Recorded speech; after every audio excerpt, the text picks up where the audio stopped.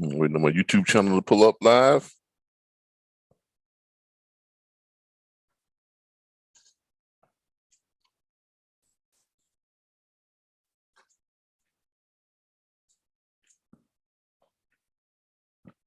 All right, there we go.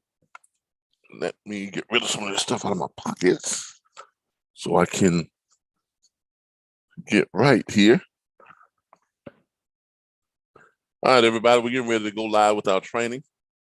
If y'all give me just a moment, and I'll get with you all in just a second here. Y'all give me just one moment.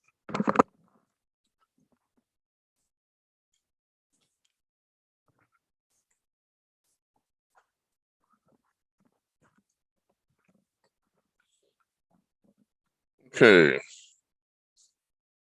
Let's go ahead and get started. Okay, start my recording.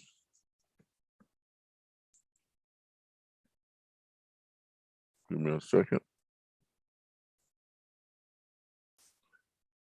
Oh, boy. All right, I'm hoping this holds off. I felt like I was getting a migraine earlier, and I'm hoping my vision holds up. Y'all give me a second. Let me go take one of these migraine tablets real quick, because if I get it in the middle of the class, I'm not going to be able to continue. So y'all give me just a second.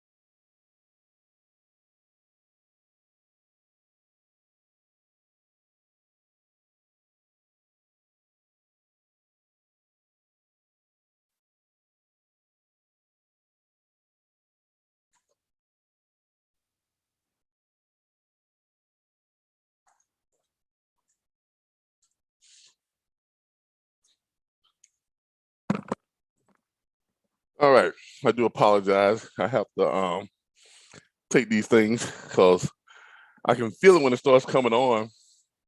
Because what happens when I get migraines is I actually lose vision in my left eye, and I don't really know I've got a migraine starting to onset until I realize I can't see anything on the left side of my, on my left side. And then once I realize that, then it hits me, oh, I'm about to get a migraine. So I've been on this migraine medication that allows me to take it. If I take it early enough, it can head it off, and I won't get a migraine.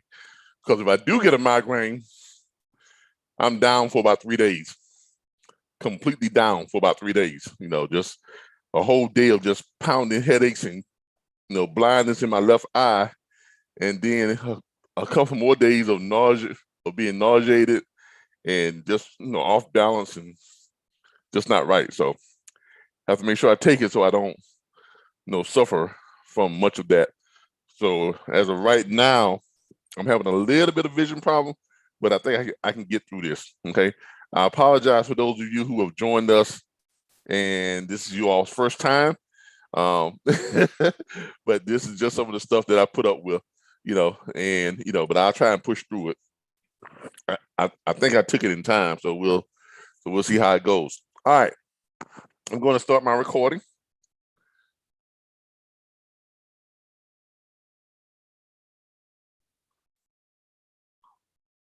All right, good evening, everybody. This is Calvin Butler with the RBBS Logistics Learning Centers and the National Dispatchers Network. And tonight is Thursday night, which means it is dispatch training. Every Thursday night, we have live dispatch training from 7 p.m. up until about 8:30, 9 o'clock p.m. Eastern Standard Time. Tonight, we're going to be going over the dispatch agreement and the carrier profile form.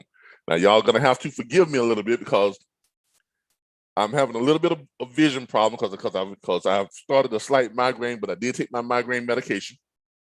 So we'll see if I took it in time to head it off. But usually after I take it, my vision clears up within about 10 to 15 minutes. So we'll see here if it clears up. If not, y'all will see me leaning real close to the screen, trying to make sure I'm reading everything right, because I'm currently not seeing anything out of my left eye. So it's like I'm only dealing with my right eye right now. So that's just how it is. All right, let's go ahead and check in with our YouTube people and start sharing my screen.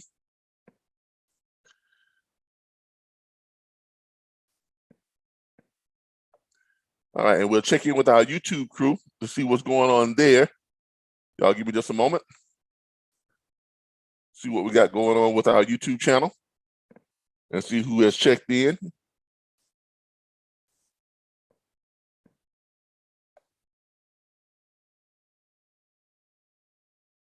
All right, there we are live.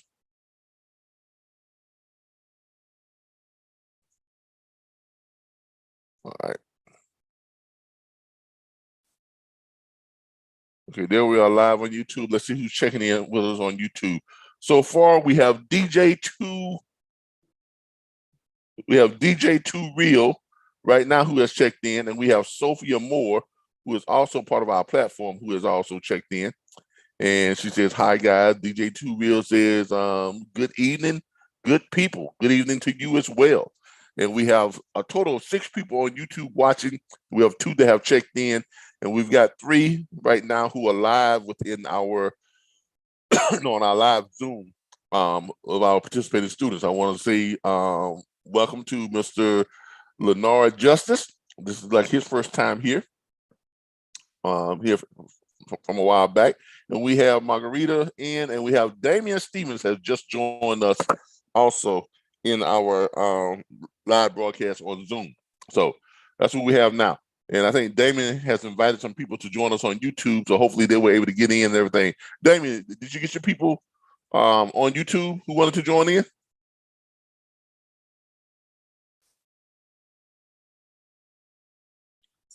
He's still joining. Okay, looks like Michelle is joining us also too on our Zoom. Michelle is also joining us now. Damien should be in. Damien, did you get your people in on YouTube?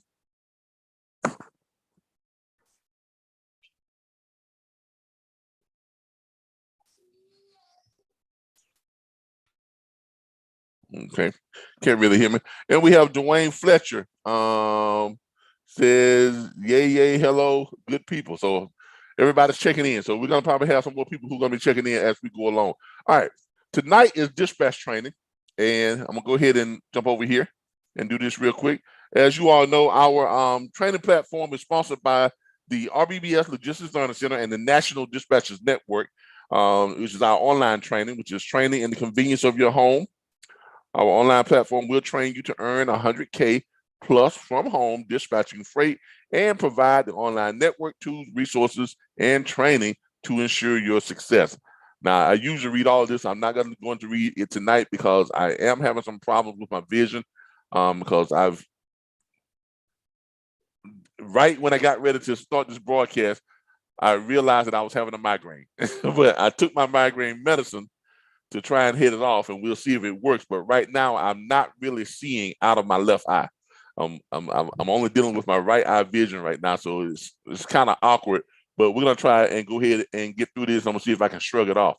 All right, tonight's training, of course, is going to be on. Tonight we're gonna be training on the dispatch agreement. Last week we did the script. As you all know, our script is how much money do you need to move your truck. We had a pretty good training last week. We had some role playing by Michelle and some other people last week, and she did pretty good. So we did some role playing last week, and she did good on doing the script live for the first time, and it was pretty good training session. This week we're gonna go over the dispatch agreement. As you all know, for all of our students, if you're joining us live, if you're in our back office, if you're a subscription paying student, you have access to our back office tools and resources. So whenever you log into mydispatcher.org, if you go over here to this more section, everything under this more section is in our secure back office. This is only accessible to those of you who are paying subscription members or paying subscription students to our platform. So we're going to go ahead and get into that back office area. That's your tools and resources, and we're going to go and pull up our forms and documents and agreements. That's the area that we're going to be going into, because we're going to be doing dispatch, dispatch agreement and the carrier profile form. So I'm going to try and get through this with my limited vision. Y'all, please forgive me. I know some of y'all are joining us for the first time. You're probably saying, man, he can't even see. But that just shows y'all how dedicated I am. I mean, it is what it is. And so we're going to try and get through it. Now, for those of you who are new, when you come to our back office, you're going to see this video first. It says start with this video first. This video is just is me telling someone where everything is in the back office, how to use everything, and what everything is for. So this right here, you want to watch this first, because this tells you how to navigate your back office. Okay, basically. Then you have your how-to dispatch series. This is the series that we train from. We have 6 steps to dispatch. So that means our dispatch training course is actually 6 weeks long, because we do 1 step per week. Okay. So our dispatch training course is actually 6 weeks long. For those of you who ask, well, how long is your course? Well, our course is 6 weeks long, but our platform is ongoing, because we provide you with everything you're going to need to run your business for as long as you're in the industry, like access to load boards, access to your documents, contracts, agreement form, all that type of stuff, access to 19 million plus direct shippers, access to more than 100 load boards, access to owner operator locator sites. All that stuff you're going to need to run your dispatch firm. So we created a platform that provides all that to you all at no extra charge. You just continue to pay your monthly subscription fee, and then you have access to all this other stuff. Now, for those, because I had someone ask me today, well, what's the 349 and 249? What's all that's for? That's for the course. Like I said, our course is only 6 weeks long. But after that, you're going to need things that you're going to have to pay for anyway. So we just provide those things for you. And as long as you stay within our platform, you pay your monthly subscription fee, you're going to have access to all those things that are going to save you somewhere between $400 and $600 per month. Big savings. Okay. All right. So tonight we are in our tools and resources area, and we're going to be doing dispatch training, which is, I think, step number dispatch agreement is actually step number 3 in our dispatch training. Yeah, that's part 3 in our dispatch training. So we're gonna go down here and we're gonna find our dispatch agreement. Now here we have our tools and resources, and we have our agreement forms and documents. So we're gonna be down here in our agreement forms and documents. By the way, I am adding to the tools and resources area, I am adding the Ascend Insta Rate calculator, the lane rate calculator. I'm adding that to the tools and resources area for our back office people. So for those loads you all see on the load board that don't have a rate to it, you'll be able to go to that Insta Rate, put in the pickup and the destination area, and it would tell you what the lane rates are for that lane. Okay, very accurate, by the way, very accurate. It gives you a low, medium, and a high rate, and all it does really, it is taking the last 90 days of loads that ran that exact lane from wherever you're picking up at, dropping off to wherever you're going. And they compile all those loads, and then they come up with 3 quotes on that lane. So it's very accurate. So you'll know where you need to start or where you need to be at when you start calling these brokers that don't have these rates posted on the load board. Okay? So that is kind of what I'm using to replace. We used to have something called straight dispatch, okay? But the owner of that company, I'm not sure what's going on with him. It hasn't been working lately, and I haven't been able to get in touch with the owner of that company, which is Mr. Khalid Hodge. He used to be a member of our platform. When he developed it, he gave us a discount on it, and it worked great for about 2 years. And then it started having some problems, but I haven't been able to get in touch with him. So I am adding the Insta rate calculator as a replacement for that. And the Insta Rate works very, very well. It is a very good product, by the way, y'all. Okay. And I've been using it in the on my load board report showing you all how it works. Here, the last three load board reports in the last 3 mornings, we've been using it so we can show you all how it works in our load board report that we do every morning from 6 a.m. until about 7 to 7:30 a.m. All right, let's go ahead and find the dispatch agreement and our carrier profile form. Now, here's what's going to happen. After you have pitched your carrier, hey, Mr. Carrier, how you doing? My name is Michelle. I'm with Michelle Dispatching, and I notice here that you have a truck located in Mobile, Alabama, and it's a flatbed, and you need a load. Yes, Michelle, I have a truck in Mobile, Alabama. How did you find out about it? Oh, I'm looking on one of our sites that tells us where empty trucks are. Oh, okay. So let me ask you a question, Mr. Driver. How much money do you need to move your truck? And of course, Mr. Driver comes back, well, you know, I don't move my truck for less than $7 per mile, Michelle. Michelle responds with, great, that's wonderful. Because in my dispatch firm, I only look for freight that the owner operator wants to run. So in other words, I'm only going to look for freight that's paying the kind of money that you want to get paid, that's going to the places that you want to go, and that's pulling the kind of weight that you want to pull. So you know when you see my number on your caller ID, you know I got the kind of load you want, going to the places you want to go and paying the kind of money you want to get paid. So where can I send my dispatch agreement to? Of course, that carrier is going to be just blown away by Michelle's pitch. And he's going to say, oh, I just love what you're saying, Michelle. So just go ahead and send me that dispatch agreement over to, and he gives you that email address. Now, when he says that, you got to know what the dispatch agreement has in it, or how a dispatch agreement should be properly formatted. So that's why we are giving you all a sample dispatch agreement, okay? Okay, so let's go and find that dispatch agreement. That is the broker's agreement.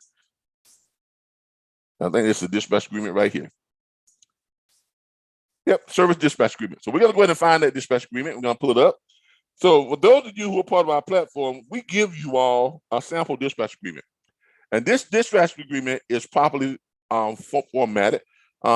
Mike just joined us in the in our live training here. Hey, Mike, how you doing? So this dispatch agreement is properly formatted. And it says here, for dispatches to be legal, you must have a properly executed dispatch agreement with the carrier you service, okay? Y'all forgive me if I'm reading kind of slow and broken because I'm seeing it in broken pieces, okay? I'm telling y'all, when I get these migraines and I lose vision in one of my eyes, it's like, it's kind of weird because if I'm looking at someone, I might can see their head, but I can't see their right arm. It's not that it's blacked out. It doesn't look like it's blacked out. It's like it's just not there, like it's invisible. And it's kind of a strange feeling because I see bits and pieces of stuff, and some stuff I just don't see. But it feels like I can see the background behind it, but I can't see what it is I'm trying to focus on. So if y'all see me leaning forward or reading like I'm trying to figure something out, I'm trying to find the missing pieces in what I'm looking at. So just bear with me here for a second, okay? All right, so this is the dispatch agreement. We're gonna click here, we're gonna open it up. Those of you who have access to our back office, you'll be able to pull up this dispatch agreement, and it is properly formatted. Now, what I mean by properly formatted, I mean that it has all the elements of all of the insinuated things that you're gonna need to have in a dispatch agreement. Take, for instance, like it has an implied power of attorney. It has what's called the implied power of attorney. It's not labeled as a power of attorney, but it has the wording in it that gives you the implied power of attorney, okay? So we got Kevin and Kim just joined us in, we got a lot of people joining our back office training tonight. And everybody wants to join when I'm half blind. But we got them joining tonight. So we're waiting for that dispatch agreement to pull up here. Give me a second. It will pull up. I'm still waiting for it to pull up in the Microsoft Word or PDF.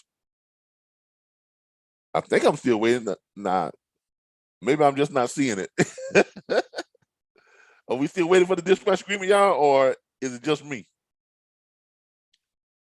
I think we're still waiting for it to pull up. So Yeah. we'll give it a, all right, yeah, all right. So I guess it's circulating. We'll give it a moment for it to pull up. It says that low system resources may affect your audio quality. Try closing some applications to improve performance. How many applications do I have open? I shouldn't have that many applications open. I got my YouTube channel. All right. Oh, come on. Yeah, give me a second. I'm having some technical difficulties on top of some vision problem. All right, there's my YouTube channel back up. All right. And we had some more people join us on YouTube. And let me go over here. All right. I should be pulling up my dispatch agreement. There it is right there. All right. Check out our new look. I don't want to check out your new look. I want to see the dispatch agreement. There it is right there. All right. There's our dispatch agreement. All right. So our dispatch agreement pulled up. All right. So when you all pull up the dispatch agreement, you'll notice here you can click on where it says enable the editing. So you can actually put your information in. You all can use this exact dispatch agreement, just change and put your information in instead of using our information. So we're going to go over this dispatch agreement. Okay. All right. If you click in enable editing, you'll see where here you can put in your name and stuff. All right. So at the top of the dispatch agreement, it says dispatcher. Of course, that's you. That's you or your company name. Some of you all like to put your personal name there. You can, okay, because you can put your company name down here if you choose to. Okay. Give me a second. I got a bunch of advertising stuff that keeps popping up. All right. You can put your personal name there, but down here at the bottom, you'll see where there's some other places where you can put your company name in. Okay. You're gonna put your address goes there, your phone number is gonna go there, and your email address is gonna go there. Now, this particular version has some highlights in it.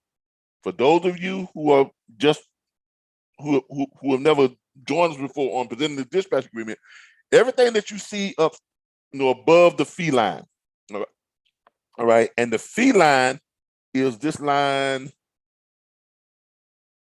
right here. The fee for dispatch services will be 10% of the gross revenue of each shipment with no minimum charge. That's the fee line. So everything that's above the fee line is going to be where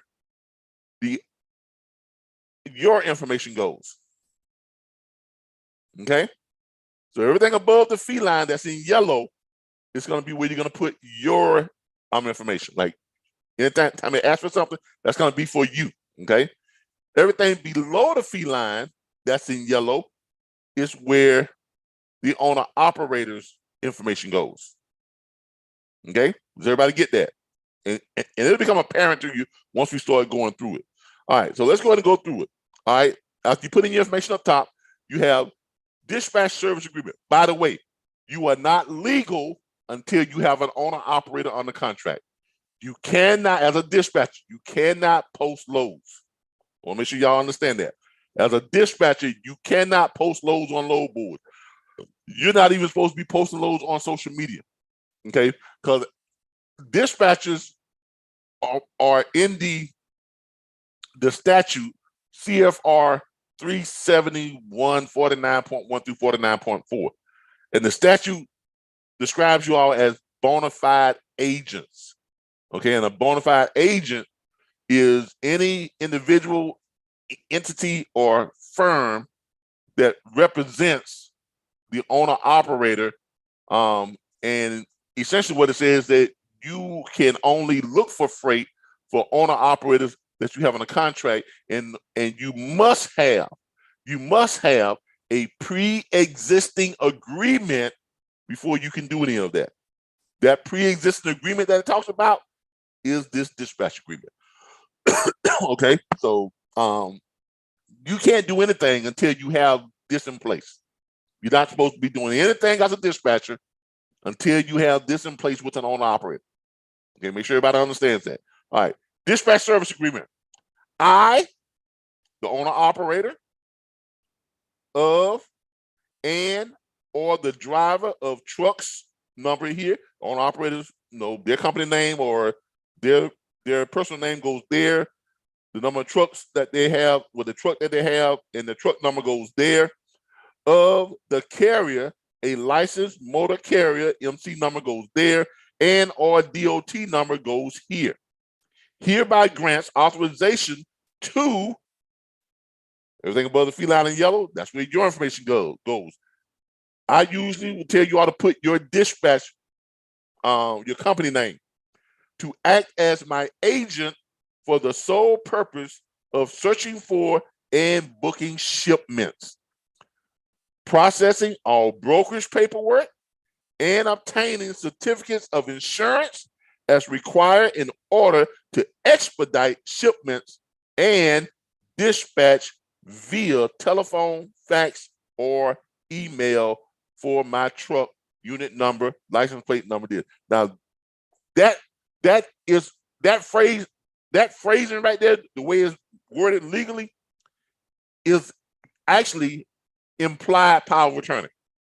Okay, it's not listed as quote unquote a power of attorney agreement, but written within the dispatch agreement, because of the way it's worded, it is implied that they are giving you limited power of attorney to do the things that it has laid out. Does everybody see and understand that? Okay, so that's your implied power of attorney. That's the first phrase of your implied power of attorney. Okay, all right. Truck number, email for my truck unit number. The truck unit number goes there. License plate number, truck license plate number goes there. In the state that they're operating or that they're registered in goes there. All billing, invoicing, and collections of revenue from customers, brokers, shippers, consignees, etc., are the sole responsibility of the carrier. Now, that means that the carrier has to collect from the brokers. Okay, you can expedite it, but you can't collect the money from the brokers and then pay it to the carrier. You can't do that. The carrier has to collect it and then pay it to you. Okay, I've had some people that ask me, well, is there a way I can collect the money so I can be sure I get paid? No, you can't do that. You can't do that. That goes against the Federal Motor Carriers. That goes against the statute, and it goes against DOT ruling. Okay, you can't do that. The money cannot touch your hand and then go touch the carrier, because you do not pay the carrier pays you, because of the express guidelines of how it is written in the statute of how dispatchers are, or as they call it, bona fide agents, are to operate. Okay, so therefore, all billing, invoicing, and collections of revenue from customers, brokers, shippers, consignees, etc., are the sole responsibility of the carrier. If revenue for a shipment or shipment is uncollectible, your name goes here, will not be held harmless. Your name or your company name will not be held harmless, and no penalty or deduction of fees will be made. The carrier agrees to maintain all proper licensing and permits to conduct business as a motor carrier in the area of intended operations. Now, for those of you all who are watching, yes, I can read. I'm having problems right now because I can't really see out of one of my eyes. I'm actually in the middle of a migraine, but and I know it doesn't seem like it, but I've gone through this so many times. I've learned how to just function while going through a migraine, but I can't control the fact that I lose vision in one of my eyes. So if you all think, well, can he read? Yeah, I can read. I'm just having a problem seeing some of this stuff right now because I can only see out of one eye. All right. Additionally, carrier, make sure I got in the right place. Okay, the carrier agrees to permits. Okay, maintain. Oh, yeah. Additionally, carrier agrees to maintain liability and cargo insurance at the amount set forth by the home state of the carrier. Your name or your company name goes here, will be held harmless in event of any and all claims. Now, you'll notice here, you have a held harmless clause twice, okay?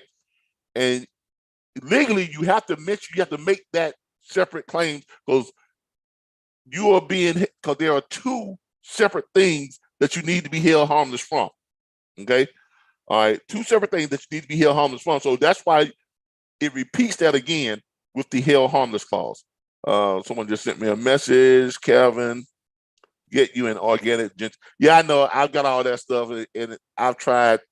Look, I've tried everything. I'm a disabled veteran, and the VA they tried me with all kind of stuff. And they can't seem to fix this problem with my migraines.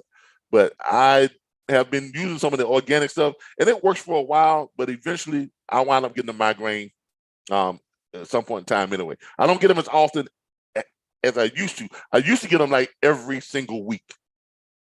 Oh, it was bad. Now I get them like once every 2 or 3 months. So it's getting better. All right. Additionally, carrier agrees to maintain liability and cargo insurance at the amount set forth by the home state of the carrier. Your name goes here will be held harmless in the event of any and all claims. The carrier agrees to maintain an amount with an internet load board. Hold up. Did I skip something? Additionally, carrier maintains statements and carriers and will be held harmless in the event of any and all claims. The carrier agrees to maintain an account. Okay, my bad. My vision again. Maintain an account with an internet load board service in the name of the carrier with your name or your company name goes here as the point of contact for dispatching purposes. Now, that clause I had put in there because a lot of times when you're dispatching for more than one carrier. Okay, you're dispatching for a lot of carriers. And I actually put that clause in there to allow you all to discuss with your carriers at some point in time, because remember, you are looking for freight for your carriers. So in actuality, you all can get your carrier to supply access to load boards. Okay. Now, if you're with our training platform, you don't have to do that. Why? Because we give you access to more than 100 load boards. But for those of you who just insist that you got to have DAT, D-A-T, if you got to have that load board, I've never used that. I've never seen a need to pay $140 for a load board where I can get the same stuff on some other load board for a whole lot less. Okay, but for those of you who insist on having that, here's a way for you to get access to it without you actually having to pay for it.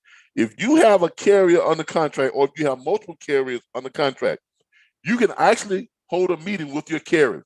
Say, hey, all my carriers, let's have a meeting here. Okay. Since I am you all dispatcher and I'm doing pretty good, y'all think I'm doing pretty good, great.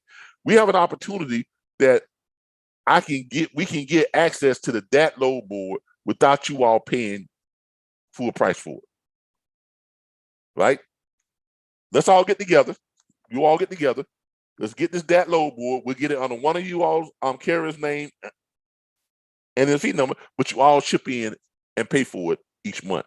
If you got yourself 5 carriers, the DAT load board on the premium count is on DAT Pro is what? $149, something like that. You got 5 carriers. What does that break down to?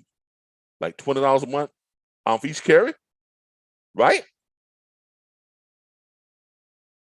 Wouldn't that be an advantage to working with you as a dispatcher if all your carriers could share that, and then and you are the person who has the access to it where you can find them freight? Okay, that's a way for you to get your carriers on with that, and you all can all have access to it without having to pay that high price cost for it. Okay, so there you go. Carrier with as the point of contact for dispatching purposes. All right. Furthermore, it goes, the fee for dispatch services will be 10% of the gross revenue of each shipment with no minimum charge. Now, you all can charge what you want to charge because you all don't work for us. Okay, we don't get any part of your dispatch fee.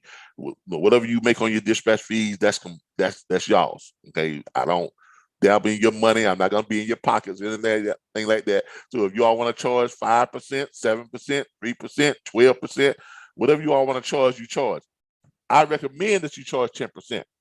Okay, and the reason why I recommend you charge 10%, and some people say, well, that's a little high. Some people say that's not enough. The reason why I recommend 10% because I show you all how to scale your business. And what I mean by scaling your business, at some point in time, you're going to get to the point where you got more carriers than you can handle by yourself. So it means you're gonna need to hire dispatch agents. And nobody works for free and nobody works cheap. So if you're charging 10%, you have enough revenue, enough percentage there that you can hire a dispatch agent to handle 5 carriers, and then you can give them 6% of the load fee and you keep 4%. Okay, that's a recommended split that I recommend. They get 6, you get 4%, because you're no longer handling the day-to-day operations of dispatch that carrier, but you hire a dispatch agent and you're paying them 6% to manage those 5 carriers. So for every 5 new carriers you bring on, you're going to hire yourself a dispatch agent and you can pay them 6%, you keep 4%, and you're building your company, you're scaling your company. And your revenue is going up because your 4% is coming from multiple sources who are handling 5 carriers each. And they're making good money because they're getting 6% of the load fee. Now, if you were only charging, 7%, it's going to make it kind of hard to scale your business, right? That's going to make it kind of difficult for you to scale your business. This is the reason why I always recommend 10%, because none of you wants to stay just a small operation. You're in this to make money. And you can't make as much money by yourself as you can make if you bring in people to help you manage your business, okay? So that's why I recommend that 10%, all right? As loads are picked up, an amount equal to the above stated percentage will be payable to, now, because this is below the fee line, this is your information that's gonna go there, okay? However you wanna be paid. Now, as a dispatcher, you all are supposed to have a business bank account in your company name, because you're supposed to have an EIN number, and you're supposed to have a registered business entity registered with your state. All these things are supposed to be in place for you to be legal as a dispatcher. No, you don't need a bond, you don't need insurance, you don't need any type of authority or MC number, DOT number, but you do need and you must have a legal entity registered with your state or with a state, okay? You must have an EIN number, tax identification number, okay? You must have those things, your articles of incorporation, those things you gotta have, and you must have a business bank account. Now, for those of you who don't have that, if you're operating as a sole proprietorship and not a business name, you're gonna put your name there because that's how you're gonna get paid, right? If they're gonna pay you, they're gonna pay you in your name. But if you're set up right, you're supposed to have your business name there because that's how your bank account is set up. That's what's on your EIN number. That's what's on your articles of incorporation, and that's where your checks get deposited or your money that they take in through credit card or debit card is going to. Even if you have your Square account set up, like I tell y'all how to, like I show y'all how to go and set up with Square Business, which is at squareup.com. Set up with Square Business, and when you process your invoices, your Square Business is going to have your business name on it. Okay. And you can't get set up with Square Business if you don't have a business bank account, if you don't have an EIN number with that same name on it, if you don't have articles of incorporation, if you're not registered as a business within a state. Square Business, Square is not going to let you open up an account with them and have a and have your business account with Square where you can take payments by credit card, processing over the phone, all that type of stuff. You can't do that if you don't have all those things in place. Okay. All right. So get yourself set up properly. All right. All right. Payable to you or your business. All right. Payments are to be conveniently paid with any debit or credit card via text or email invoice. Now, see this part right here, which says processed by RBBS, take that out. Okay. You all can change that. Because we're not processing stuff for you. We're not taking it. We don't get any revenue from your dispatching. So we're not processing none of your invoices for you. We're not doing the processing for you. If you're using Square, put processing by Square invoicing. Okay. If you're using PayPal, processing by PayPal. If you're using QuickBooks, processing by QuickBooks. Whatever you're processing, you're using, that's what goes there. Okay. All right. Please provide your SMS, cell phone, text number here. The carrier cell phone and text number goes there. Because it's below the fee line. Carrier's information goes there. And your email address here. The email address goes there. Can anybody tell me why you want both their cell phone number and their email address? Why it has to be a cell phone number? Unmute yourself. They can contact them when they're on the road. Not just that. When you get ready to get paid, you want to be able to text them an invoice and email them an invoice. Because most people hardly ever look at their emails, or they wait, 4 or 5 days. It may be 2-3 weeks before they check the emails. But when you get a text, what's the first thing you do? You pick that bad boy up and check it. I don't care if it's at 4 o'clock in the morning. If you get that text, and go bing, you wake up. Oh, okay, Michelle wants to get paid. You see what I'm saying? So that's why it's a must you have their cell phone number, because you're gonna send that invoice, especially if you got Square. It makes it real simple. You can go and click send invoice, text, and by email. So they get it in their email and they get it on their cell phone. And if you're sending it through Square on their cell phone, all they gotta do is click on it, pop up on their cell phone, and then just click and put in their credit card information, type it in, and click pay, and you're paid just like that. Okay. We'll go over that on the invoicing, but this is just a little preview of how the invoicing works, and we'll get to that. That's the last step in the 6 steps to dispatching is invoicing, and we'll go over that in step 6 on how to get paid. Okay. All right. Where do we go here? Your estimate number. Okay. Either party has the right to end disagreement without cause at any time with 7 days notice by written request. Upon cancellation, any unused funds remaining in the deposit account will be refunded to the carrier within 2 business days without penalty. Now, that clause is only there for those of you who have your carrier set up on auto pay. Okay? Like, Darren, you have you do flat fee dispatch, right? You're on flat fee. And I don't know if you are set up where your carrier just automatically just pay you, because through Square, I have some carriers who are set up on the auto pay, because I have them on dedicated. Okay, I have them on dedicated, and it just goes in and charges their credit card every week, because I know the amount of money that they're doing, because they're on dedicated runs and they're getting paid the same amount of money every time they make a run, which means my dispatch firm get paid the same amount of money every time they make a run, because they're on dedicated, but they're running same loads 5 days a week, home every night, off every weekend. So there's a thing on Square that allows your customer, it says click here to save your card for auto pay. For my carriers who are on dedicated, 90% of them are on auto pay. Square charges their card every week the same amount, regardless, because they're on dedicated runs. So if they cancel, right, and they cancel before they make those runs, but Square charges them for it, that's why that clause is there. Because if I have a carrier that cancels and they cancel before they make those runs or whatever the case may be, then I don't have rights to hold that money. Now, what do I have the right to do? Because I set up those runs, I have the right to call that broker and take them off of that and put another carrier on those dedicated. Okay, because I'm the one that set that up with the brokers, because all of the dedicators that I set up, I create. And I show you all how to find loads on load boards and create dedicated runs.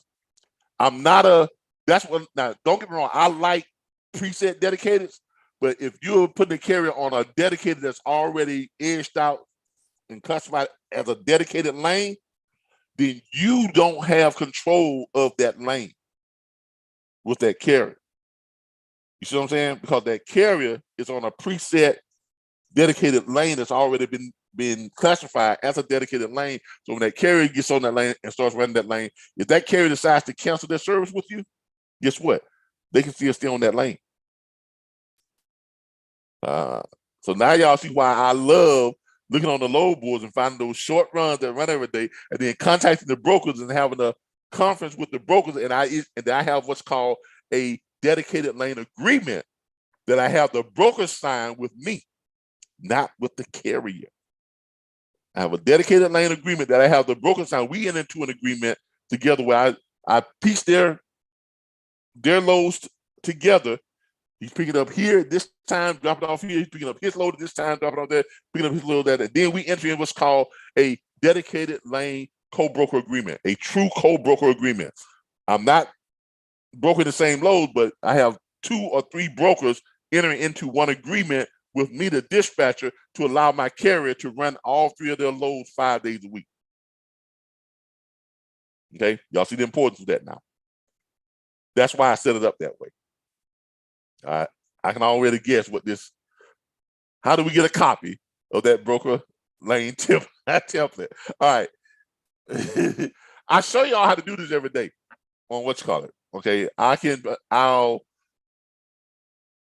provide you all with a sample of my dedicated lane agreement. It's a very simple agreement. Basically, all you're doing is before you set up the agreement, you have to have like I've shown you all through the load board report and some of the training how I find these lanes, and then I contact the brokers after my carrier is set up on those lanes. I contact the broker. Hey, Mr. Broker, know that load that the carrier ran this morning? Yeah. You know he can run that load every day because I see you have that load, repeats every day. Oh, he can? Yeah. All right, great. I call the second broker. Hey, Mr. Broker, you know the guy that picked up the load about mid-morning? Or mid-afternoon? Yeah, you know he can run that load every day about the same time. Yeah, all right, great. Then I call the third one. Hey, the guy that ran that load yesterday afternoon? Yeah, he can run that load same. But you have to let them run it first, because once they run it, then the brokers, they know that he has made the trips on time. You know that your carrier can actually do it. So then you contact the brokers and let them know that he can run that every day. Now, I've contacted them separately. Then after I've got them all to agree to that, I contact all of them on a joint call, like on a what's called call, and I set up a Zoom with them. And that's when I let them know, hey, you all know that each one of my carrier ran each one of y'all loads in the same day. He picked up your load here, his load there, is there. What I would like to do is turn these 3 separate loads, these 3 separate lanes into a dedicated lane. And have all 3 of you all go into agreement to let my carrier run all 3 of your loads at the same designated time that he did today. And you just put that in writing. That's all it is. You just put it in writing. It doesn't have to be anything formal. As long as you got it in writing and you send it all to them and they all agree to it and they sign off on it, bam, you get to go. Then you have a dedicated lane agreement between you and the brokers. You see what I'm saying? Not between the carrier and the broker.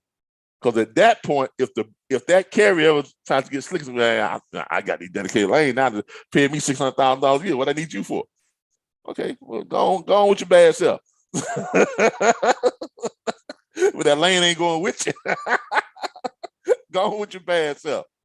You see what I'm saying? And I just slide me another carrier in. Hey, this guy he just reneged on his contract, so he don't want to run that lane no more. And I've had a couple of carriers to do that. And they call me back mad, and I'm gonna sue. Go right ahead. But I have a contract agreement between me and those brokers, not between you and those brokers. That's the difference between setting up your own dedicated lanes and just getting dedicated lanes that are classified as dedicated lanes. Okay, but I'll provide that to you all at some point in time. All right, where were we? Okay, either party has the right to counsel within 2 business days, refund the carrier 2 business days without penalty. By signing below, I fully understand the terms of this agreement. Company name goes there, signature goes there. This is the carrier. Okay, the carrier company names go there, their signature goes there, and they print their name there, and the date goes over here. Dispatcher right here. Put your dispatcher name here, and then the dispatcher's signature goes down there. Okay, make sure that's the dispatch agreement. That's it, and it's all. By the way, my eyesight has just came back. so I did take my medicine in time. It did get rid of that migraine. I mean, these are things work pretty good. And believe it or not, out of all the medication that I've taken, this works better than anything. And this is just basically Excedrin migraine medicine. Over the counter. And I've had doctors prescribe me Percocet, Demerol, all kinds of crazy stuff. I used to have to go in and get the IV stuck in my hand and they run an IV drip. All that did was hurt my hand. It didn't do anything. I used to hate that. And come to find out, when I started taking these, like when I feel like a migraine coming on, if I take one of these, within about 10 to 15 minutes, it's cleared up. And again, it's worked. It's worked as advertised. So that's my plug for Excedrin migraine. Okay, maybe they'll start attaching. Now, mind you, when I do stuff like this, watch my video on this, and you'll see Excedrin migraine as one of my advertisers. Seriously. And because I have a monetized YouTube channel, I make money from it. Well, I get 55% of the ad revenue when they attach ads to my videos. So if I make mention of stuff like this right here, Excedrin migraine tablets, when I do that, and I do stuff, Excedrin will attach, they have this, this software or whatever that recognize what you're talking about, and then the advertisers they see, oh, he's talking about our product, then they go ahead and do an ad agreement with YouTube, and YouTube pays me 55% of the ad revenue. So, good way to make money on YouTube, y'all. For y'all wondering how these people on YouTube make money, that's how they do it. All right, someone just said doctors are experimenting. Most don't understand how the body truly. Yeah, that's true too. They just throw stuff out there. See how it works. Then they have make calls, bleeding from the eyes. Bleeding from. You have all these different things that it may cause. Oh, I want to take that. I don't know if I want to take that. But anyway, that's my little medical thing going on. All right. So that's your dispatch agreement. Now, when should you send the dispatch agreement? You send that dispatch agreement immediately after you hear them say on the phone, okay, yeah, let's go for it. Okay, go ahead and send me the dispatch agreement. Okay, I'll give you a shot. Anything that remotely sounds like that is when you're going to send them that dispatch agreement. You're going to ask them, okay, what can I send your dispatch agreement to? They're going to give you an email. You're going to email it to them, and you also ask them for their what? Text, SMS. So you can text them a copy of it too. Okay. I also ask for their Facebook Messenger ID, so I can send it to them through Facebook, and I send it to them through email, however they want it. That way they get it, and they can send it right back to me. Because if they get it on Facebook, they can get it. They can just go in there and type the name in on whatever this and that, and then send it right from the phone. Try to make it as convenient and easy as possible. Okay, that's what you want to do. I think someone else got a question here.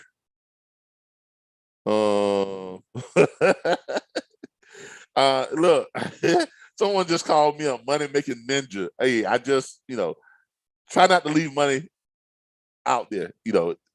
I've told y'all time and time again, this is one of the few industries where there are opportunities within opportunities. If you know how to think outside the box, if you know how to take advantage of all of the different streams of revenue that you can create within this industry, you can't go wrong. You really cannot go wrong. Okay. And this is all you ever need to do if you do this correctly. And I try to, convey that to all of my students. That's why I don't hold anything back when I'm talking about stuff. I talk about my truck leasing and stuff like that. Because I lease my trucks. So I got 6 trucks I'm gonna lease out. And $1,200 to $1,400 a week on my truck lease per truck. 4 of them are paid for, 2 of them are not. The 2 that are not paid for, I bought them on lines of credit. Okay, on lines of credit. Reason why I like lines of credit, because you can just do an interest-only payment, right? Just to keep it good for the year. You can, it's not hard to qualify for a $200 $240,000, $250,000 line of credit. It's a business. A brand new truck costs about what, $130,000. You can go out and purchase a brand new truck on a line of credit. That's basically a business credit card. You walk through the truck dealership. Hey, I want to buy that $130,000 Freightliner. Slap that card down and charge it right to your line of credit. You walk out with the title. You own that bad boy, essentially. Then all you're paying back is just on your line of credit on your card, which is only going to be about $600-$700 per month, at the most $900 per month. But you lease your truck out to an owner operator who has his own authority and everything, but he can't get approved for a truck. You lease it out to him for what? $1,000 to $1,400 per week. And then you offer to dispatch for them, and you help them to bring in anywhere from $10,000 to $14,000 per week. See how that works? Stick with me and I'll show you all how to make money in this industry. It is not hard. Anybody who wants to do a private consultation on how to start your own truck leasing company, give me and set up your private consult, and I'll walk you through the process. Okay, it's not hard, especially if you have decent credit. If you got good credit, there is no reason. If you got good credit, if you got credit scores of 650 or even 600, I would say 650 to be on the safe side, and your debt to income is less than 40%, you can get a business line of credit for about $200,000, $250,000. And if you do that, you can go out and purchase yourself with your lines of credit about 3 or 4 used trucks and definitely 2 brand new trucks. And then turn around and lease them out because you have the title to it. Because your line of credit does not attach to what you bought with it. The line of credit is attached to you, your business. So whatever you're buying with that line of credit, you own it. You got the titles to it. Can't be taken away from you. Okay, and it's just a pure money maker. Okay, I would spend, $900 per month to make, $1,400 per week, all day, every day. Wouldn't you? Okay, but that's another training. All right, so let's go into the second part of this, which is your carrier profile form. All right, so after you have given them the pitch, they agree to this, you're going to send them both this dispatch agreement, and you're also going to send what's called the carrier profile form. So let's get ready to go over that real quick. Let me pull up that. Let me pull up the carrier profile form. Yeah, give me a minute. Go back over here to our back office site. Let's go to our documents, contracts, and forms, agreements, and forms, and we're going to be looking for the carrier profile form. All right, y'all give me a second. You get back right here. We're looking for the carrier profile form. There it is, right there. A list, for download below. This is your carrier profile form right here. If y'all notice how I know what these are, if you put your cursor over something in the Rolodex, it'll tell you what it is. Okay. Carrier profile form, service dispatch agreement, broker agreement, and contract. So it tells you what it is. Click on it. It's going to pull it up. Carrier profile form. Forward this form along with your dispatch agreement to the carrier to complete. Can anybody tell me what a carrier profile form is for? Anybody want to take a stab at it? Let me check over here on my YouTube people here real quick. Hey, Calvin. Yeah. Yeah, the carrier profile form is information on what the carrier wants. Exactly.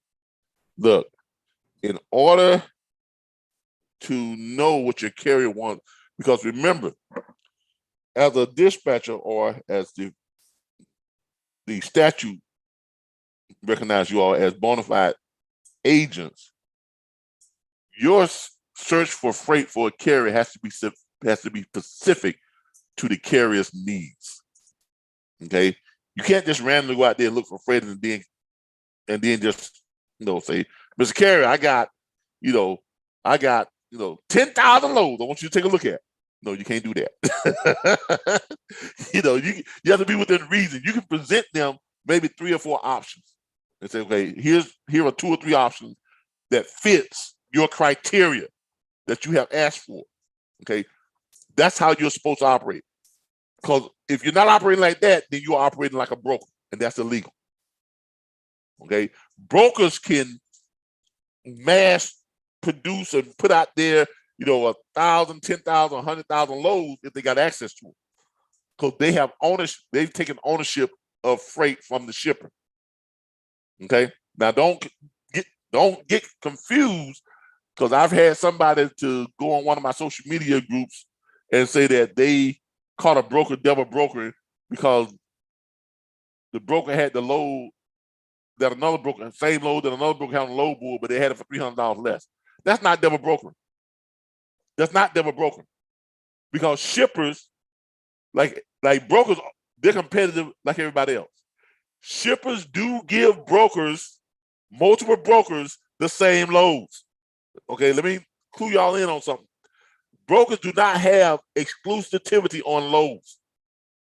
No shipper would be stupid enough to say, Mr. Broker, I'm only going to give you these loads and nobody else these loads. Come on, really? That ain't going to happen. That's not going to happen. What is supposed to happen is brokers are supposed to negotiate with shippers on what their fee is for moving those freight. And that's a competitive market. So one broker may negotiate 33%, one broker may negotiate 25%, one broker, but like most brokers do, they don't even negotiate, they just take it from the carrier. Well, that's stealing. Shipper has the load posted at 3,000. Broker says, well, I'll take all those loads right there. They put them on the load board for 2,500. That's stealing. You are robbing the carrier. Okay, don't do that for all you brokers out there. That's not the way you're supposed to do it. Tune into my broker training on Saturday, and I'll show you all the right way of how you should be negotiating your margins, and you should negotiate your margin on top of what the shipper already has allocated for the carriers to make on the load. If the load says $3,000 and you negotiate a 30% margin on top of that, whatever that 30% of that 3,000 is that goes on top of it, if that's $700, that's $700 that the broker now has in their pocket to move that $3,000 load. Now, if the broker wants to put that load on the load board and sweeten that load up a little bit by taking $200 of his $700 and putting it on that load and making it $3,200, then he is now becoming more competitive in the market on the load boards to get carriers to run his posted load rather than running someone else's posted load. They all have the same loads, but what the pricing of them is going to be different, and that's not double broker. Okay, need y'all to understand that. But that's for broker training. All right, carrier profile form. As the gentleman just said, the carrier profile form outlines what the carrier wants you to look for. Because remember, in our pitch, we are asking the carrier, Mr. Carrier, how much money do you need to move your truck? Carrier said, well, I need $3.25 per mile minimum. Okay, I'll take more than that, but I can't go no less than $3.25 per mile. Okay, Mr. Carrier, what other things do you need? And that's what this form is for. All right, carrier profile form. Please fill out the profile as we discuss to better fill your custom needs. This is for the carrier. Note, the below parameters are just minimums.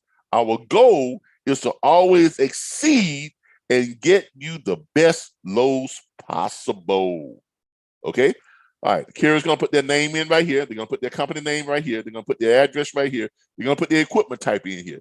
Van, flatbed, reefer, box truck, splinter van, whatever. Equipment size, 48 foot, 53 foot, 23 foot, whatever it's going to right there.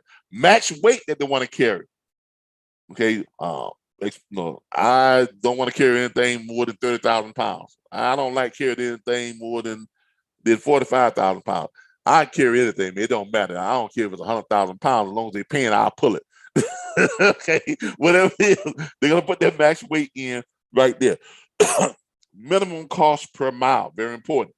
This is the minimum amount that they would take to run a load. Now, in when you have now something else that should go along with this profile form, a heart-to-heart conversation should go along with this profile form.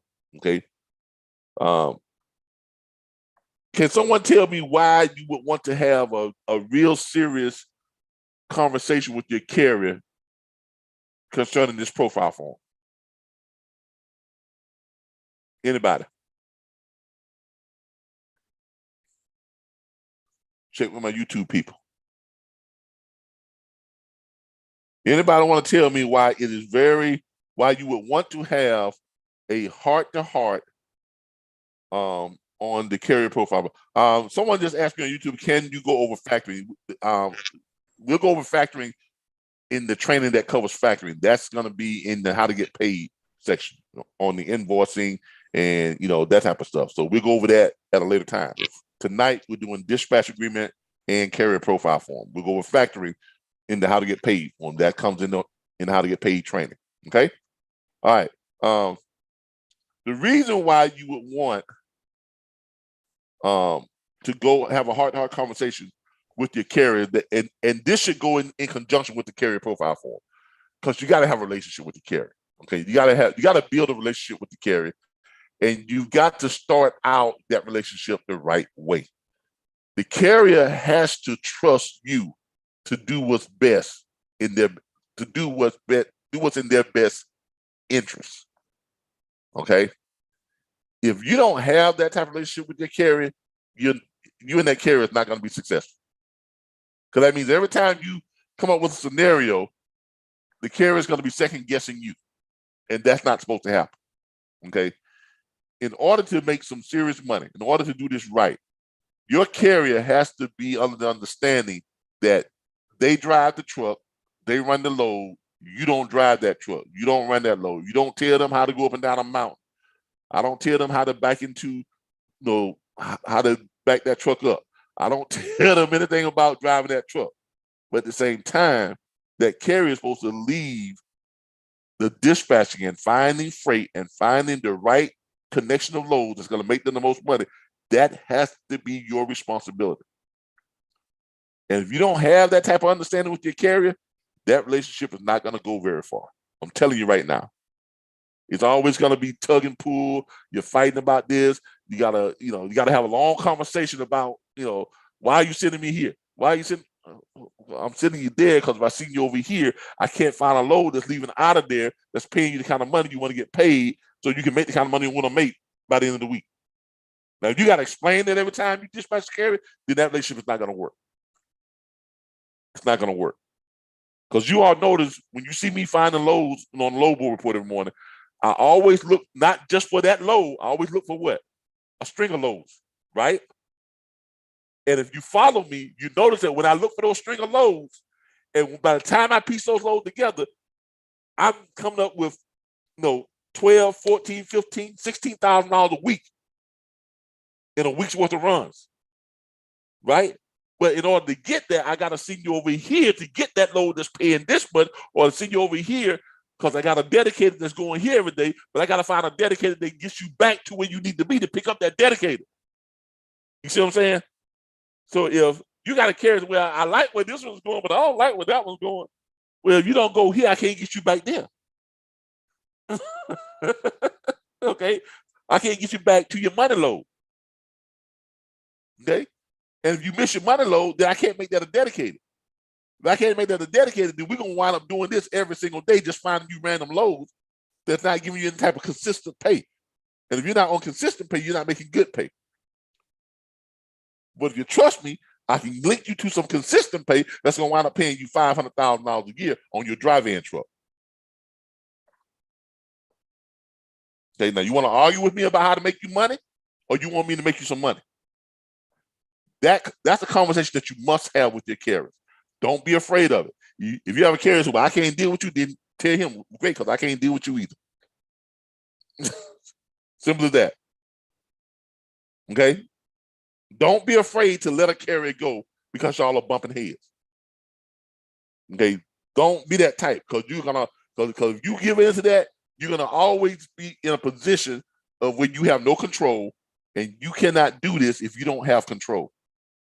of that part of it. You don't control how they drive the truck.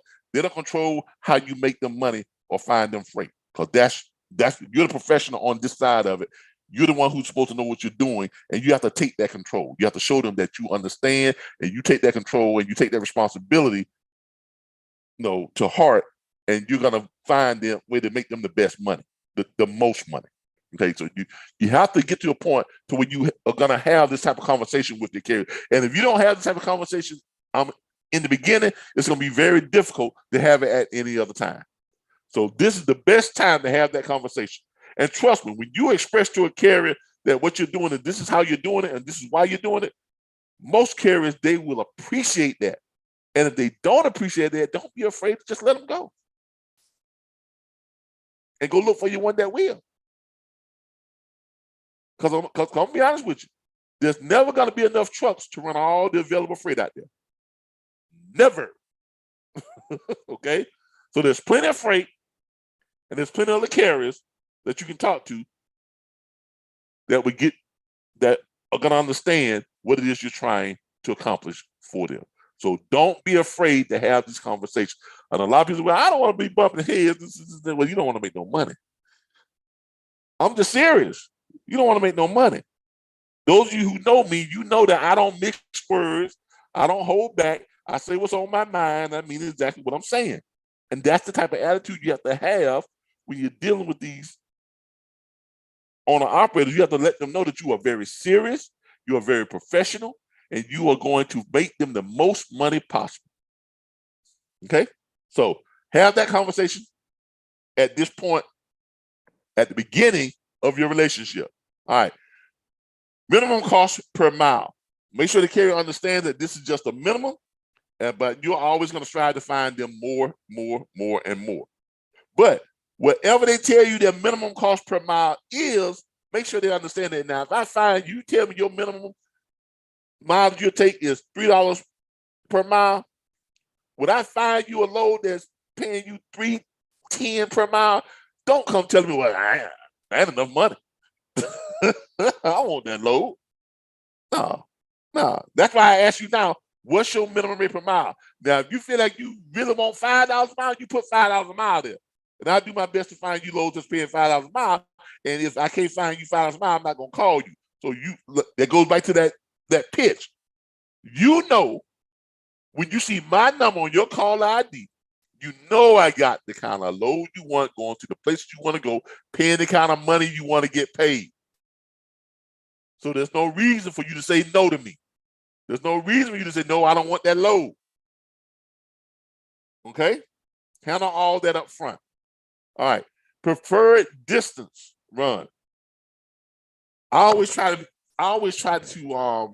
show carriers why it's good to run short runs. Okay? Short runs is always going to make you more money. Because short runs is always going to save you more money. Long runs, more wear and tear on your truck. Long runs, more money you're spending on fuel. Long runs takes up more of your time. And all three of those things right there are essentials to making money in trucking. All three of those things. If you're on a long run that's running 1,800 miles that's taking you all week to run, you ain't got time to run no more runs. So that run is only paying you $3,500. That's all you're gonna make that week, right? But if you're on short runs that's running what, 20 miles, 50 miles, and they all paying $500, $600, $800, $900, you can run 3 of them a day, right? 3. And I've done this. I do this all the time. 3 800-mile runs, $800 runs per day, all running less than 100 miles. That's 300 miles. One of the time, around them, they each paying around $800 each. That's how much money per day? That's $2,400 a day, y'all. And you can run them 5 days a week. That's a hell of a lot more money than running one load 1,800 or 2,400 miles and only making what, $3,500 or $4,500, right? And not only that, if you're running that long load, you're going to spend about almost close to 30% on your fuel. And you're going to have about another 5% on your wear and tear on your tires. right? And wear and tear on your truck for other maintenance costs. Not to mention your food, because you're out these long, all out over, but you got to spend at least $30, maybe $40 a day on food. So now that 3,500, that 4,500 don't look like 3,500, 4,500, but looks more like 2,500. And you spend all week on that one load. Okay, learn to convince your carriers to take short run loads. Because if they take short run loads, you can make them the max amount of money while saving them the max amount of money. And every penny saved is a what? A penny made. Okay, y'all remember that. Okay, remember that. I'm checking in back and forth on my YouTube people just to see if they got any comments and stuff. All right. All right. So remember, these are some of the, as you're going through this with your carrier, have these little conversations, in between there, explaining to them, why certain things should be a certain way. Are you saying it's realistic to carriers to make $500K a year do this? Oh yeah, you haven't seen me do this on YouTube every morning? How many of y'all have seen me do this live? Find freight on YouTube, on the load boards every morning from 6 a.m. to 7 a.m. Find freight for dry van carriers that I found. I pieced together dedicated run, short run load for dry van carriers that made up with $770,000 a year. I do it every morning on YouTube. Somewhere between, I think the lowest amount that I've ever found for a dry van carrier and pieced together on dedicated runs around $380,000, $390,000 is what's going to wind up paying them out for the year. I found for a reefer, some reefers, and this is no lie. You can go back and watch my YouTube channel. I found reefer dedicateds that I pieced together on short runs where they run out, and one that I found that, and this was the other morning, I found one that ran 4 runs in one day, and the last one got them back to their beginning run. All 4 were dedicated runs. All 4 of these loads that ran every day that week, every day of the week, 5 days a week, right? So, but they were all short run loads. One was like 50 miles, one was like 19 miles and paid like $700. One was like, I think the longest one was 80-some miles. And I pieced them together, and it was all ran every day. And I pieced them together and set up a dedicated that paid a reefer close to $900,000 a year. That's almost that's just shy of $100,000 shy of $1 million a year on a reefer dedicated run. And they're not hardly spending any money on fuel. Now, how did I learn this? Because I was running in Florida. By the way, that $770,000 run for the driving I told you about, that was in Florida, y'all. In Florida, the state where they say, ain't no freight in Florida. You can't make no money in Florida. I don't want to go to Florida. The hell you say? Okay, so yes, you can make more money running short run loads. And I'll show you all which videos to go back and watch that shows you all that. Hold on for a second. All right, so let's going to go through. So you're going through this preferred distance on runs, and you want to have these conversations with your carriers. Okay, Mr. Carrier, I would prefer to run you on short runs because I can show you how I can piece together short runs that run every day and create dedicated lanes so that you will be home every night, off every weekend. And if you're a drive-in, I can pretty much guarantee you that I can set you up on short run dedicated that's going to make you somewhere between $350,000 to $600,000 a year. If you're a flatbed, $450,000 to $650,000, $750,000 a year. Reefers, anywhere from $480,000 upward to $800,000, $900,000 a year. Consistently. Okay. All right. You want to go over this right here? Regions to run in. For those guys that don't like to run in the mountains, that don't like cold weather, keep me on flatland, keep me in the south. Keep me, below that, that mountain line. Only run me in Florida, Georgia, Alabama, Louisiana, Texas, Mississippi, Alabama, Arkansas, Arizona, California. Keep me, keep me there. Keep me in the Midwest, something like that. Okay. Other notes, other things that they may have that down here. Put it there in the request area. All right. This is your profile form. This has to go out with your dispatch agreement. Okay. Make sure you send this out with your dispatch agreement. Okay. Now, someone just asked a question. So you're telling me that you can run short runs and make more money. Well, see, I'm not from Missouri, but I got that show me state kind of mentality. Okay, so we're gonna take a little detour here. We're gonna go to one of our load boards that we use in the back office. We're gonna go to direct freight. That's one of our load boards. And I'm gonna demonstrate how short runs work just real quickly. Now, in our load board, we're gonna go to the load map. Now, and we gotta go to a state that everybody says you can't make no money in. We're gonna go down here to Florida. Look at this, boy. Look at it tonight. How many loads in Florida tonight? 3,212 loads in Florida. But ain't no loads in Florida. Can't make no money in Florida. Right? Right? Isn't that what everybody said? You can't make money in Florida? Don't go to Florida. You can't make no money in Florida. Ain't no loads down in Florida. Look. There's money in Florida. You just have to be willing to stay in Florida. Because that's where your short runs are going to be at if you stay within the state you're running in. Okay? But you got to make more money that way.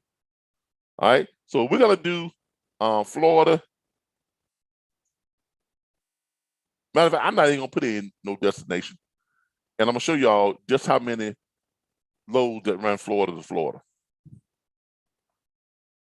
Go over here and click my rate per mile. Usually if you click the rate per mile, you're going to get more short run loads. See that right there? Look at that. I click rate per mile. What did you get? More short run loads. Because the higher the rate per mile, the shorter the load run is. Y'all see that? Do y'all see that? Now, I'm going to show y'all something else. Y'all see all these repeatable loads here? Tampa to Plant City, Tampa to Plant City, Tampa to Plant City, Tampa to Plant City, Tampa to Plant City, right? Leaving on what? The 27th. No, leaving on, starting out on the 1st. Leaving on the 31st. Leaving on the 1st. Leaving on the 2nd. Leaving on the 3rd. Leaving on the 4th. That's a dedicated, y'all. That's a dedicated. It's not classified as a dedicated, but that's one that you can turn into a dedicated. And it's only what? 25 doggone trip miles. You ain't gonna spend no fuel, and you're gonna make $250 on that little short run right there. $10 per mile. That's a dedicated $10 per mile. You got plenty enough time to run more loads, right? And it's a dedicated. It runs every freaking day. Tampa to Plant City. Right? That's not the only one. You got Tampa to Port Richey. There's a bunch of dedicateds. Right? And they're all paying, $6+ per mile. Tampa to Ocala. There's another bunch of dedicateds. 94 miles paying $550 a pop. Tampa to Ocala. Another bunch of dedicateds. Oh, you can't make no money in Florida. Look at all these dedicated runs. All these dedicated runs in Florida. Now, let's go back up here and show you what I'm talking about. If I go up here and look at this Tampa to Plant City. Okay, we know it runs every day, pays $250. All right, we're gonna pick the one that leaves on the 31st, which is, when is the 31st? Is that tomorrow? When is the 30th? Hold up, let's see here. Monday. Okay, that's Monday. All right. So we're gonna, I need to get rid of this for a second. All right. So we're gonna pick the one that runs on, find the one that runs here soon. Oh, there it is right there, the 28th. That's tomorrow. All right. So if you put a carrier on this one on tomorrow, right? All right. There's a load right there. And what is that? Is that a dry van, y'all? What is that? Oh, it's a flatbed. Okay, flatbed with tarp. Okay, that's fine. Flatbed with tarps. So we're dealing with flatbed. All right. So you got this one right here that picks up tomorrow. Now, the goal is you want to run this one but you want to run the other ones too, right? And if it's only 25 miles out, 25-mile run, you got time enough to run some more freight. Now you already got $250 in the pocket. So you're gonna do a reverse search, right? But you're not gonna go back. You're gonna do a reverse search and you're gonna see what else is running out there short, right? So you're gonna take out the Tampa and you're gonna leave in Plant City, right? You're gonna leave in Plant City, and then you're gonna do another search for flatbed tart, right? And you're gonna look for it for the same, leaving out the same day. Let's do a search on that. All right. So now you're not looking for the Tampa to Plant City, though conceivably, because these run different days, you can't run back and just grab that load because it don't run that same day. It runs the next day. So you're looking for stuff that's going to run the same day, right? You can conceivably go 25 miles back to Tampa and grab this Tampa to Ocala. Can you not? Can you not do that? Talk to me, y'all. Yes, you can. If you, I mean, just 25 miles, come on. I'm sure everybody has gone more than 25 miles for a doggone deadhead. Okay. You can go back and grab this Tampa to Ocala. You're still in the same area.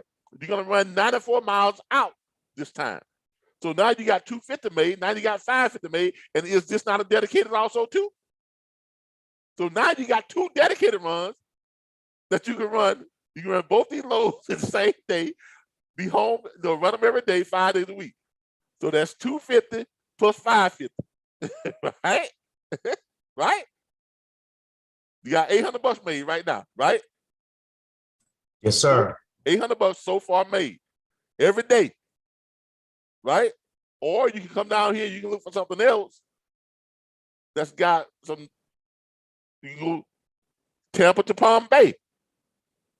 It takes you 130 miles out, but it pays you a little bit more money, 600. Or you come down here and do Tampa to Burnell. Takes you 161 miles out. But then you got to get back. Now you still got to put enough time to get back to what you call it, right? But I'm gonna take this short run, one that takes me 94 miles out, right? I'm gonna take that one. Why? Because that one paying what? $550. You got 250 made, $550. So I'm gonna grab the one that's where's the other one that leaves on the 28th? There it is right there. Bam. Nope.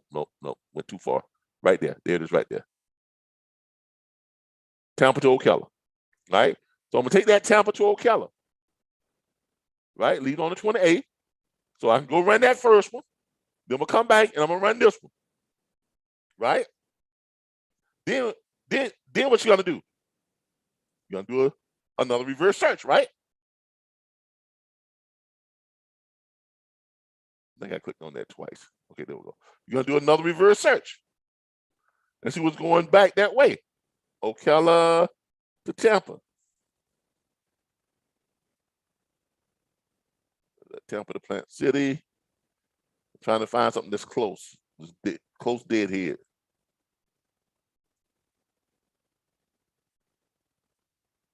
I'm trying to find something that's close and that is going to be a dedicated.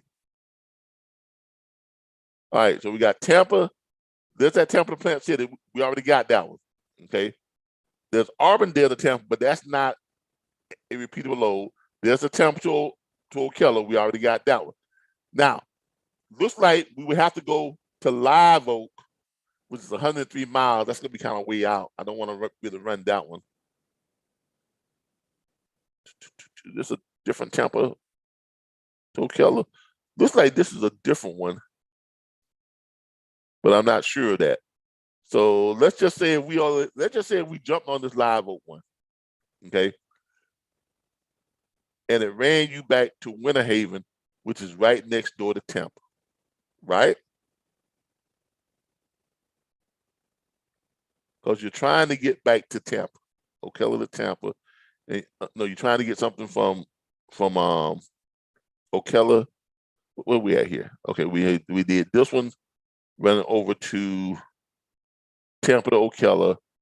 All right, we did Tampa to what's called, then we went back Plant City, and then we did Tampa to Ocala,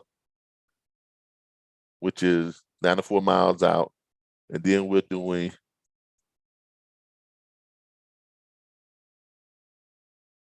what am I looking for? We're doing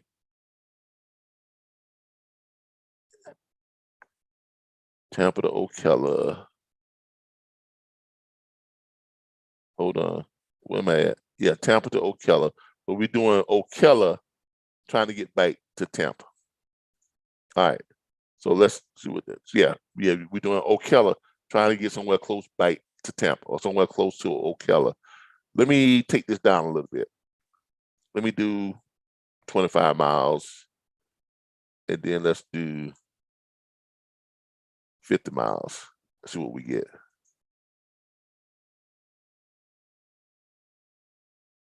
All right, nothing on that one. That's why. All right, let's do 50 and 50. See what we got. We got one, but that's not a dedicated. That's not a dedicated. Let's do. I don't want to go 100 miles out from Tampa, which you could, but I'd rather do 100 miles on a what you call it, and it takes me back to camp, because that's what I'm trying to get back to.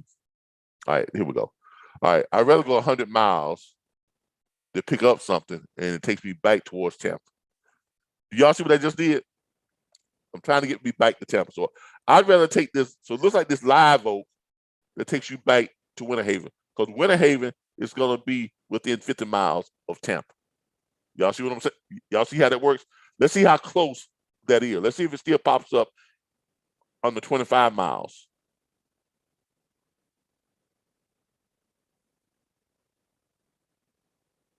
No, it's a little bit further than 25 miles.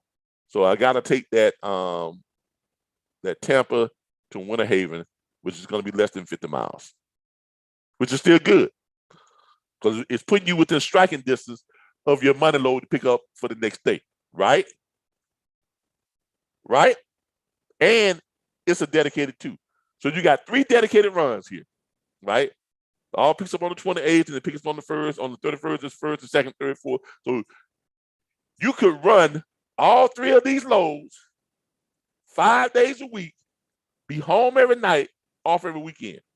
Everybody see how that's possible? Why? Because a carrier, a driver in an 11-hour driving shift can run a max of what, 650 miles.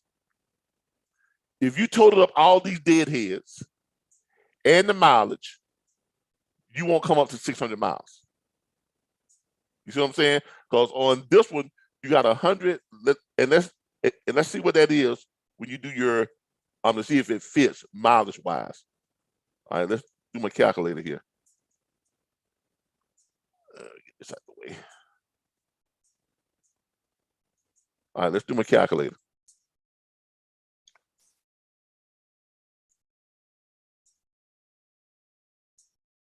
I need to find a way to put all this stuff under here and be able to get it out the way. All right, so you got this live oak. Let me put this out here for a second here. You got this live oak, where we at? On the 28th, right there. All right, live oak to Winter Haven. That's the one we want. Live oak to Winter Haven. Where's my calculator at again? I got too much stuff.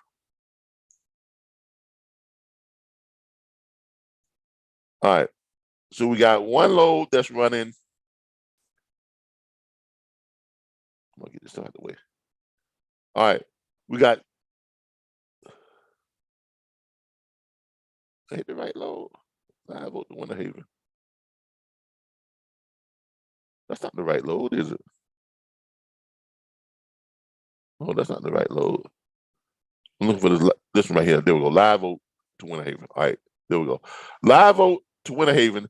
That's 103 plus 196. Because you got to go back towards Tampa. So it's 103 to 1. That's going to be your longest run right there. 103 to and 196. Let's see if that will work. You got 1. Come on. All right. You got 103 plus 196. That's 299 miles. All right. So all your other ones you got to come up. So this one right here is 94 and 45. No, 94 and 25. I'm sorry, 25 and 94. Plus, what we got here? Plus 94 and 25. Plus 94 plus 25. We have 418 miles. And then that first one was real low, just 25 miles. Plus 25. You're a little over 200 miles shy of the max that you can run that day. Does everybody see that? Yes. Everybody agrees that you can make all three of them runs in one day. Now let's look at the money. We've all determined that you can make all three runs in one day. They all run every day of the week, right? They're all running every day of the week. So now let's look at the money. What do we got here? We got on one, we got 250. So we got 250 plus on the other one, you got 550, 250 plus. Oh, come on, calculator. Plus 550.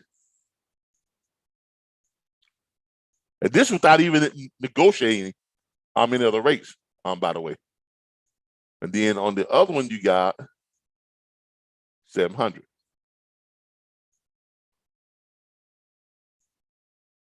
Plus 700. So right now, without negotiating any rates, you got $1,500 a day. And you home every night, off every weekend. $1,500 a day. And you hardly spent no money on fuel because you ran short runs. Right? You don't need to take a lunch because you be back home by the end of the day. No need to buy food on way out. Just take your lunch with you. Right? Right? You can't do that on long runs because long runs you're gonna be gone 3-4 days, 4-5, sometimes all week on a long run. What's a good long paying run that takes you about 2,400 miles? Everybody agrees that if you're making $5,000 on a long run for 2,400 miles that takes you all week to run, everybody thinks that's good money, right? Right? Everybody thinks that's good money. Mostly. Yeah, but your truck is only getting 5.56 miles to the gallon. How much of that you gonna spend on fuel? See, y'all not looking at the cost. You're gonna spend on a 2,400 mile run that takes you all week to run. You're gonna spend fuel is what? $3 and what? Almost $4 a gallon right now for truck fuel. Right? Almost $4 a gallon, right? Yes, sir. So if you're spending on 2,500 miles, your truck is only getting 5.56 miles to the gallon. Right? So if you got 2,400 miles, take that back.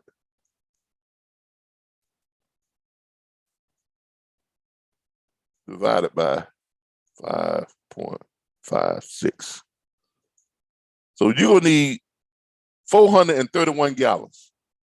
431 gallons times $4 a mile, times $4 right now, because that's about what it is.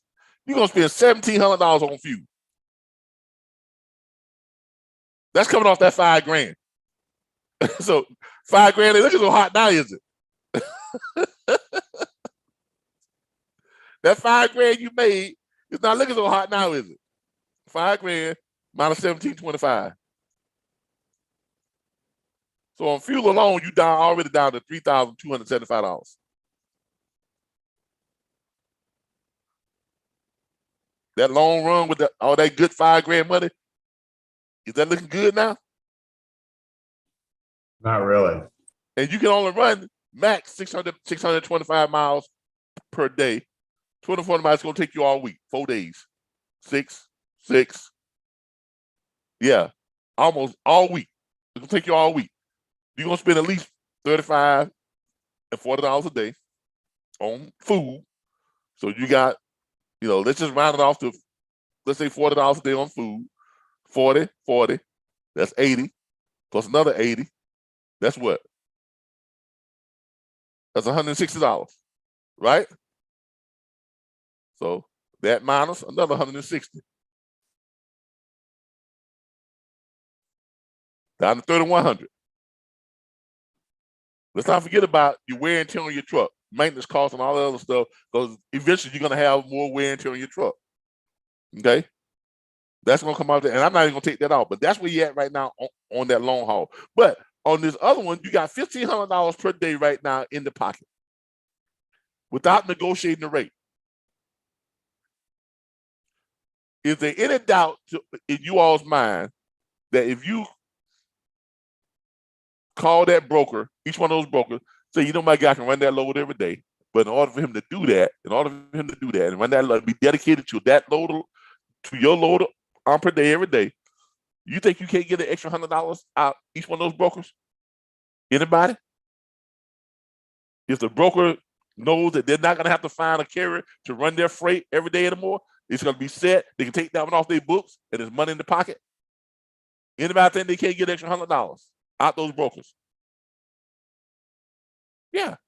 So you can go ahead and add another $300 to that. So you're looking at close to $1,800 a day, 5 days a week. You're at $9,000 a week. You ain't hardly spending no money on fuel because you're running short runs. For the whole week, you're gonna spend maybe what? $250 on fuel, $300 on fuel, tops. Right? But just on that face value, that's $9,000 a week times 52 weeks.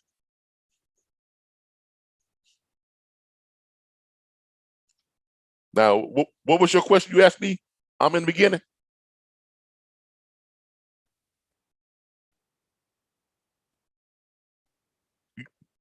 Do you think we have effectively answered your question?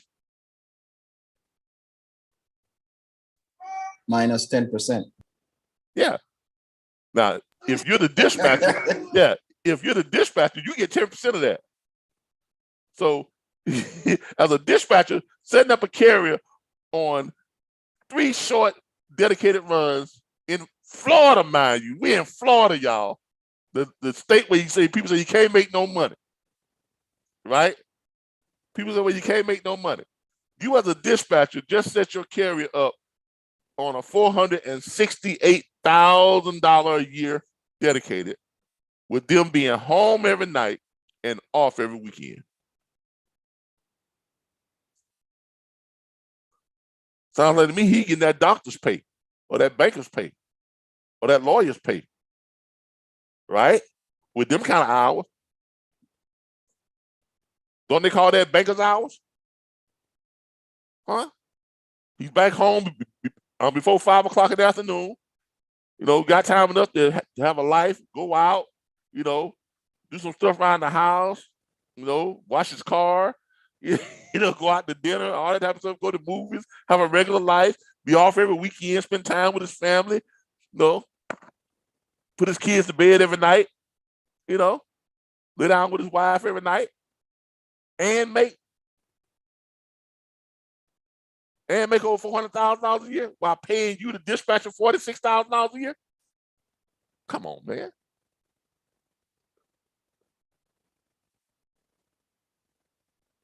Look, I know people out there, they say, man, Calvin talk a good game, but I don't just talk. I just showed you all live on a load board, just random. Just random. I just random went to a load board here at what time it is? 8:47 p.m. Eastern Standard Time. and find a whole bunch of dedicated freight. Just that's there this is not just some anomaly. I do this every day, but people don't. Other dispatchers don't do this because they don't look for it. They don't know how to properly analyze or perform a load board analysis. Now, I don't know what these other dispatch trainers and freight broker trainers, I don't know what they're teaching.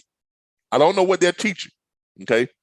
I can only tell you, I can teach you what I have been fortunate enough to learn and experience. How do I know this stuff? Because I drove trucks for Covenant Transport. If you want to learn how to drive a truck, if you want to learn how to drive in every type of terrain, if you want to learn how to run a truck, go work for Covenant, because the truck never stops. It is a team driving company. One person drives, the other person sleeps. The other person sleeps, the other person drives. That truck never stops. Only time that truck stops is for its 34-hour reset. And if you are good at what you do, you know how to run on recaps for 3 weeks without ever having to stop that truck for a 34-hour reset. Every time you pull into a shipper, you go into sleeper. When you're on the road, you get into a traffic jam, you go into sleeper. Why? Because your clock doesn't start until the truck reaches 15, 20 miles an hour. So if you're in a traffic jam in Atlanta for 2 hours, you're only traveling 5, 10 miles, you stop. Why you got your clock running? Put that bad boy asleep and let that time go back on your recaps. Now, it's not going to come back right away, but let's say you shut down at night. You have to shut down. Instead of you being shut down for 10 hours, you may be shut down for only 2 hours, and guess what? Your recaps kick in, you can start back running.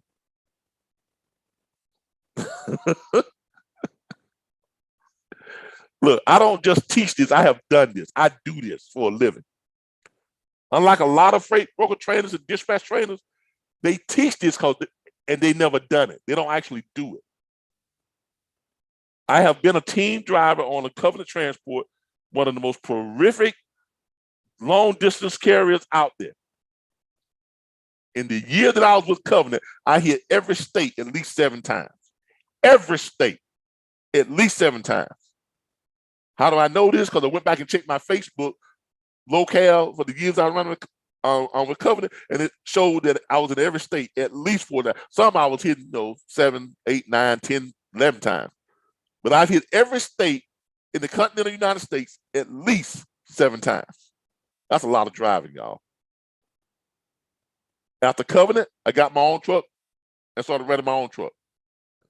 Became an owner operator, so I know how to run a truck. That's why I got turned on to these short run dedicated runs. The last year running my own truck, I came back here to Florida. I jumped on a load leaving the Coca-Cola bottling plant pick it up at 5 o'clock in the morning. Going to Live Oak, 36 miles. It was a 39-mile run, paid $450 on a 39-mile run. When they got the Live Oak, dropped that load at the same plant, I pick up a load of bottled water, running it down to Alachua, which is 79 miles. That paid $680. When I got to Alachua to drop that load, guess what? I go 1.8 miles down the hill. All I had to do really was just put the truck in neutral and just let it roll because it was a straight shot. Down the hill to the Coca-Cola bottling plant in Alachua. Guess where I was coming back to? Tallahassee. 104 miles, $880. You string those together, that's more than $1,800 per day. 5 days a week, off every weekend. That's how I got turned on to running these short run dedicateds. And I take that experience and I incorporate that now into my dispatch experience, into my dispatching. And that's how I'm able to find trucks, good paying money, and teach the way I do, because this is stuff that's out there all the time. You just have to learn to look for some of this stuff. Like this morning, I showed you all about finding box truck runners. The rest of you ain't no load for box trucks. I bet you right now, I can find 20 box truck loads. Anybody want to take that bet?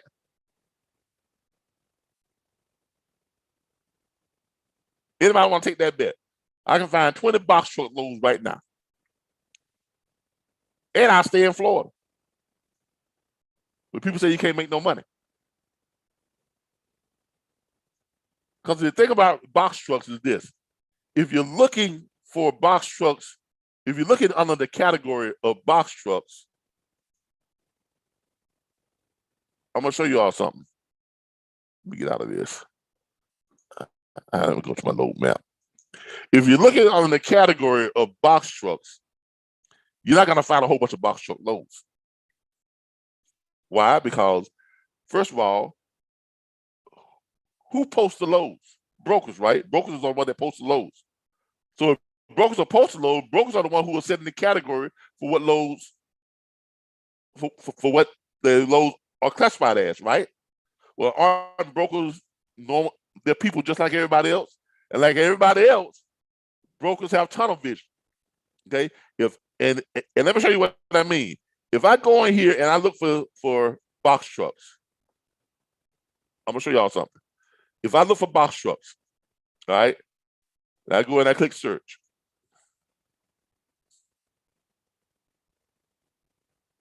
That's all your box truck loads you have with it. That's in the whole state of Florida. That's all that's classified as box trucks. Only one of them, I'm in shorter rate. It is 69 cents per mile. Now, what is a box truck load, everybody?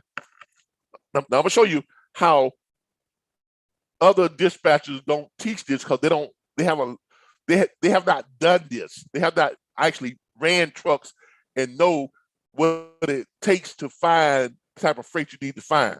Because a box truck is simply what? A load that doesn't weigh as much as regular loads weigh. It doesn't have the same length as regular loads have, right? Right?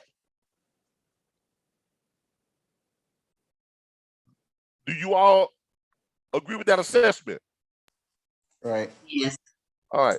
So if I go in here and I take this box truck out, right, and I put in van, no, just put in van, and then I go over here and I look at my weight, and I do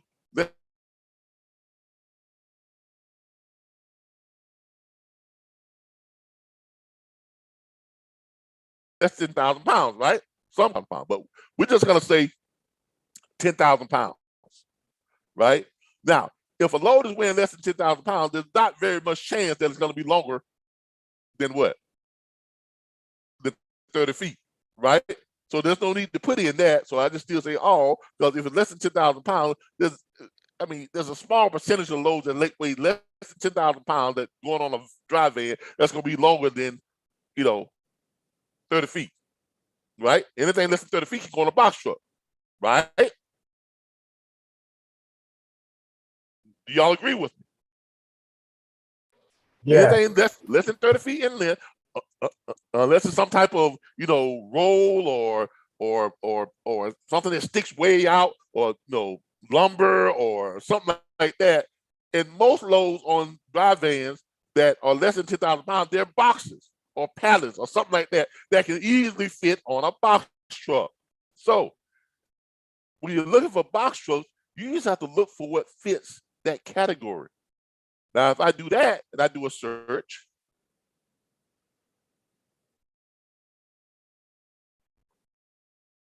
isn't that a lot more freight than we found before?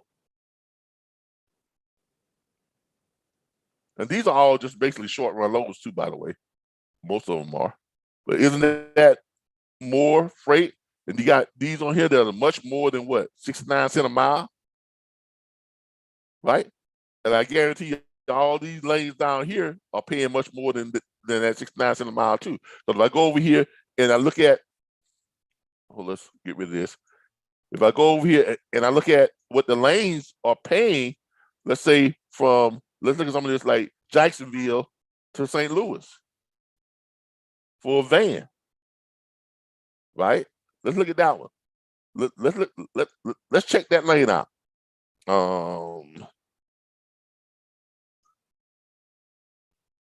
Insta rate. What's my insta rate for sin?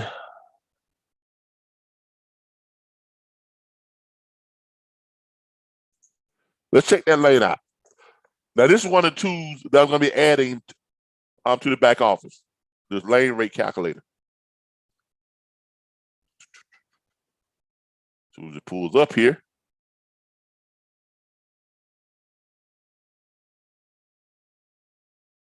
We're looking for what? Jacksonville. We're looking for that Jacksonville to what? St. Louis.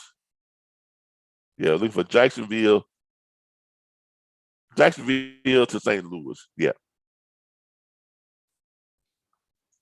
Come on, they ain't pull up. All right, here we go. Looking for Jacksonville, Florida to St. Louis. Let's see what that lane is paying. So we're gonna go Jacksonville, Florida.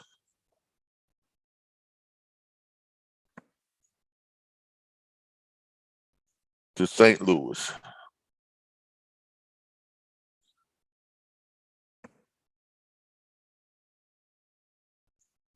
It's driving. Get the rates. All right. Look at that rate. Line haul rate, $2.27 a mile. Medium range, $2,313. High range, $29.79. So somewhere between that 181 and that 297 is the lane rates for that lane. How do we know? Because what a CNTMS does, it pulls loads that ran that exact same route, 90 days of loads that ran that exact same route, and it extrapolates what the average pay was on those loads. It tells you it pulls up the pay, what those loads made, and then it gives you a low, a high, and a medium. Now, let's go back here again. Now, is that not a good box truck run? You see the difference in that? The only difference is that what I'm doing, what everybody else does when they look for a box truck, they go in here and they put in box truck. And they are trusting that the brokers are categorizing it appropriately. I don't put that much trust in them. Okay. I go in and I look for loads that will fit on a box truck. And then I contact the broker, and then I educate the broker on why his load is perfect for the box truck that I have to run it. Why is that? Because if it's less than 10,000 pounds, that means that it's going to be a partial load on a big truck, and someone else is going to want to put more freight on that truck, which is going to increase the chances of his load getting what? Damaged. So my box truck is a dedicated truck to his load only. That's advantage number one. Advantage number two is going 900 miles to Missouri, right? That big truck is going to take at least two days to make that run, right? 2 whole days. That box truck can run in a day and a half. Why? Because that big truck is only going to get 650, on average 600 miles on a whole day of driving. That box truck can get about 750, close to 800 miles. Because the box trucks can travel faster. Big trucks, they're governed at, most of it is governed to what? 65 miles an hour. That box truck can run it can run further. It spends less fuel. It's a dedicated truck to his load.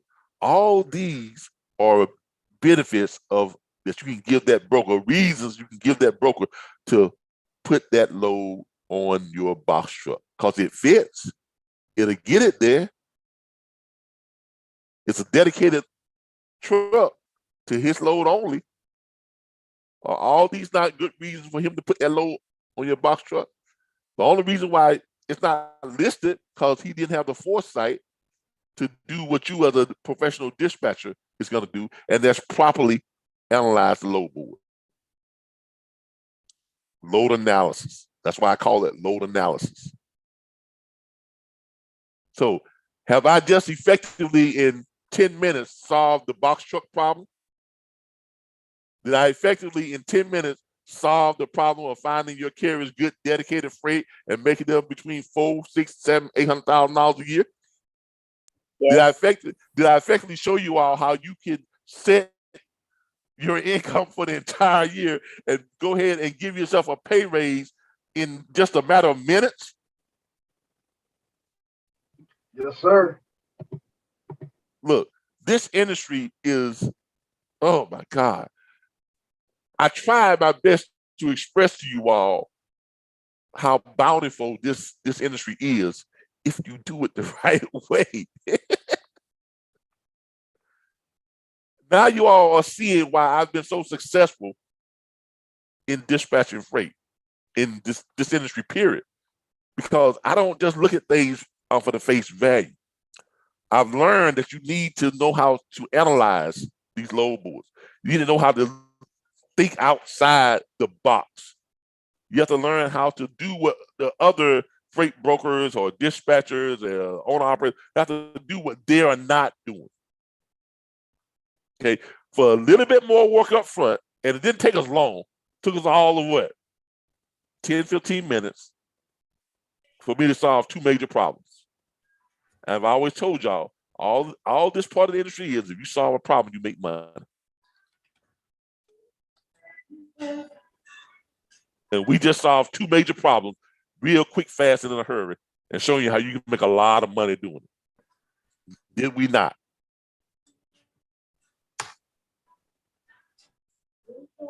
All right, we got a question here, a statement here. Kevin says he's got to sign off to go to work. Hey, Kevin, look, thank you for joining. He says wonderful training. You have a good night at work, Kevin. And hopefully, you get the hang of this stuff and start dispatching freight, and you ain't got to worry about that job no more. Because I ain't had a JOB in 6 years. I ain't gonna lie to you. I haven't worked the JOB in 6 years, and I do pretty good at this. Okay. Look, everybody. That's about it in a way. Look. I hope you all have enjoyed the training for the night. Let's check in with our YouTube people real quick to see what they got to say, and see what some people over here. Everybody's saying. Sophie Moore saying yes. Keystone saying what's good, my brother. It's all good. Peace from Alabama. Dotarius Young. We're just going to go ahead and give some shout outs here. I want to give a shout out to DJ Real, DJ 2 Real. Thank you for joining us. Sophia Moore, thank you for joining us. Dwayne Fletcher, thank you for joining us tonight on YouTube. Sassy Girl Studio. When do new dispatchers normally get first contract? Now, I've had some get it in a couple of days. I've had some get them. Look, I'll be honest with you, and no other trainer or instructor is going to tell you this. In doing this since 2000, and I'm showing my age. In doing this since 2000 and, on the training side, doing this since 2018, late 2017, 2018 on the training side, I've had roughly about 13, close to 1,500 students who have come through my program. Okay, and this is the God honest truth. Some come on and they grab it just like that. Like Darren Stevens came into this, and I think Darren is still on here, and he'll tell you this himself. Darren Stevens came into this, didn't know anything about trucking, never been a trucker. I think Darren, you told me you was working like 2 or 3 jobs and bringing home less than $800 a week, right, Darren? At the time. Well, I was working 10 years for a food distribution company, and after that, I was actually doing Lyft and Uber. Okay, well, yeah, he was doing Lyft and Uber. Okay, when he came into our platform, right? And I think I remember him telling me, "Well, Calvin, I don't really know how I'm gonna pay for it, but I'm gonna get it anyway." And he got it and got onto it, and probably like in less than 2 weeks, you had signed up with like 3 or 4 carriers. Yeah, like 3 or 4 carriers in less than 2 weeks, and within the first 3 or 4 weeks, you were making how much money? well, on when I started the auto haul, I was making 10 a week. Do I need to say it more? Okay, look. You heard it straight from his mouth, not mine. All right. I've had a lot of experiences with people just like that who have done similar things, but I also have a lot of students who ain't done squat since they've been in our platform. And that's the God's heaven truth. But what's the difference in it though? Darren, what do you think the difference in what you did, people like you who have done it and made money, and people who have been in this thing and ain't doing squat? What's the difference? It's not sit down, I make 50, 100 calls a day to carriers. You know, you may have 99 said no and 1 said yes. And that's how I build my portfolio. So in other words, he just did it. He did the work. That is if you are in this industry and if you're taking my training, because I'm going to train you the right way, I'm going to give you the right stuff. I'm going to tell you the right way to do it, right? If you just do it, if you actually do it, you'll make money. Now, if you're going to sit around and not do it, if you're not going to make a phone call, like I've talked with some students, and man, it's not working for me. Well, that's your question. How many calls you make to owner operators every day? Oh, I don't like calling owner operators. You know, everybody always saying no. This is not no. So I don't made about 20 calls. Okay, you've been in the platform now, what, 3 weeks? You made 20 calls? What happened to making 50 calls a day? Look, you just got to do it. That's the difference. That's the only difference. If you do it, if you do the work the way I lay it out for you, if you just do it, I promise you, you're gonna have. I'm not gonna tell you you're gonna make $600,000 a year, but you're gonna have a measure of success, and how much success you have is totally upon you. Okay, like Darren says, you're not looking for the people that says no. You're gonna get a lot of people that say no. You don't look for the ones that say yes. You made 50 calls a day with the pitch that we give you, the pitch, hey, Mr. Owner Operator, hey, how you doing? You got to empty the truck down to Mobile, Alabama. Let me ask you a question. How much money do you need to move your truck? Well, I need such and well, great. Because look, I only look for freight, paying the kind of money that you want to make, going to the place you want to go, pulling the kind of freight you want to pull. So you know that when you see my number on your call ID, I got the kind of load you want, going to the place you want to go, make the kind of money you want to make. What can I send my dispatch agreement to?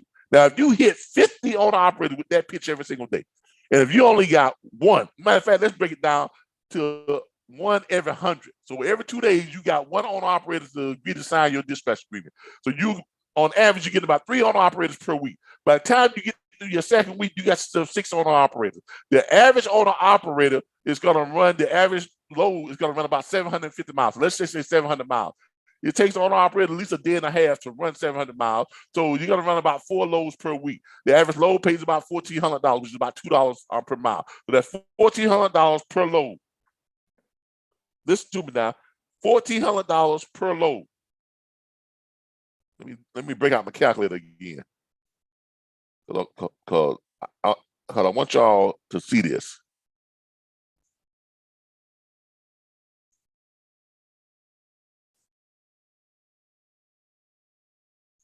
So you're looking at about $1,400 per load.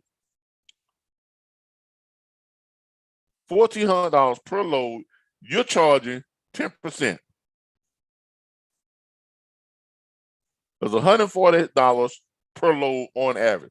Some are gonna be higher, some are gonna be low. If y'all do the way I tell you, you'll be a lot higher because you're running short run loads and he's dedicated, and y'all be making up close to $300, per load, or $150 a doggone day on each owner operator, whatever it may be. But let's just say $140 per load, and you're only running 4 loads per week. So it's 140 times 4. So from 1 owner operator running just 4 loads per week at $1,400 on the average load fee, that's $560. But you made 100 phone calls every 2 days, and you got 1 owner operator signed up. So after 2 weeks, you got 6 owner operators. That times 6.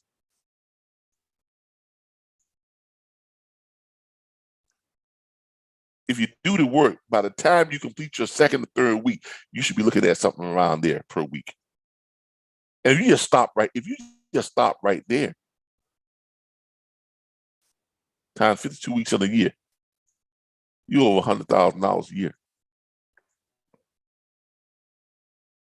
Now, you all see why I say if you do this where we train you to do it, we train you to make $100,000 a year dispatch, more 100,000 plus per year dispatching freight from home. Don't concentrate on the big picture. Concentrate on getting that one owner operator signed up. 50 calls per day.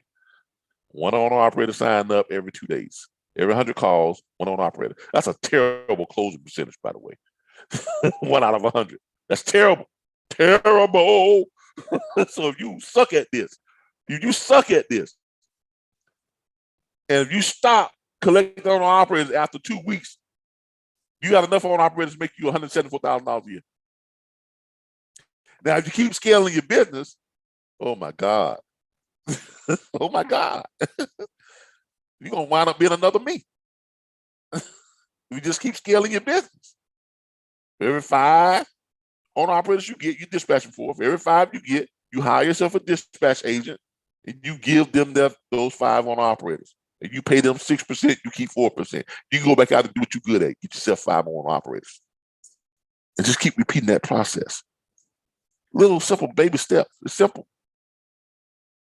Now, if you were smart, when you do that, you will upgrade to the corporate enrollment and then let me train your people for you.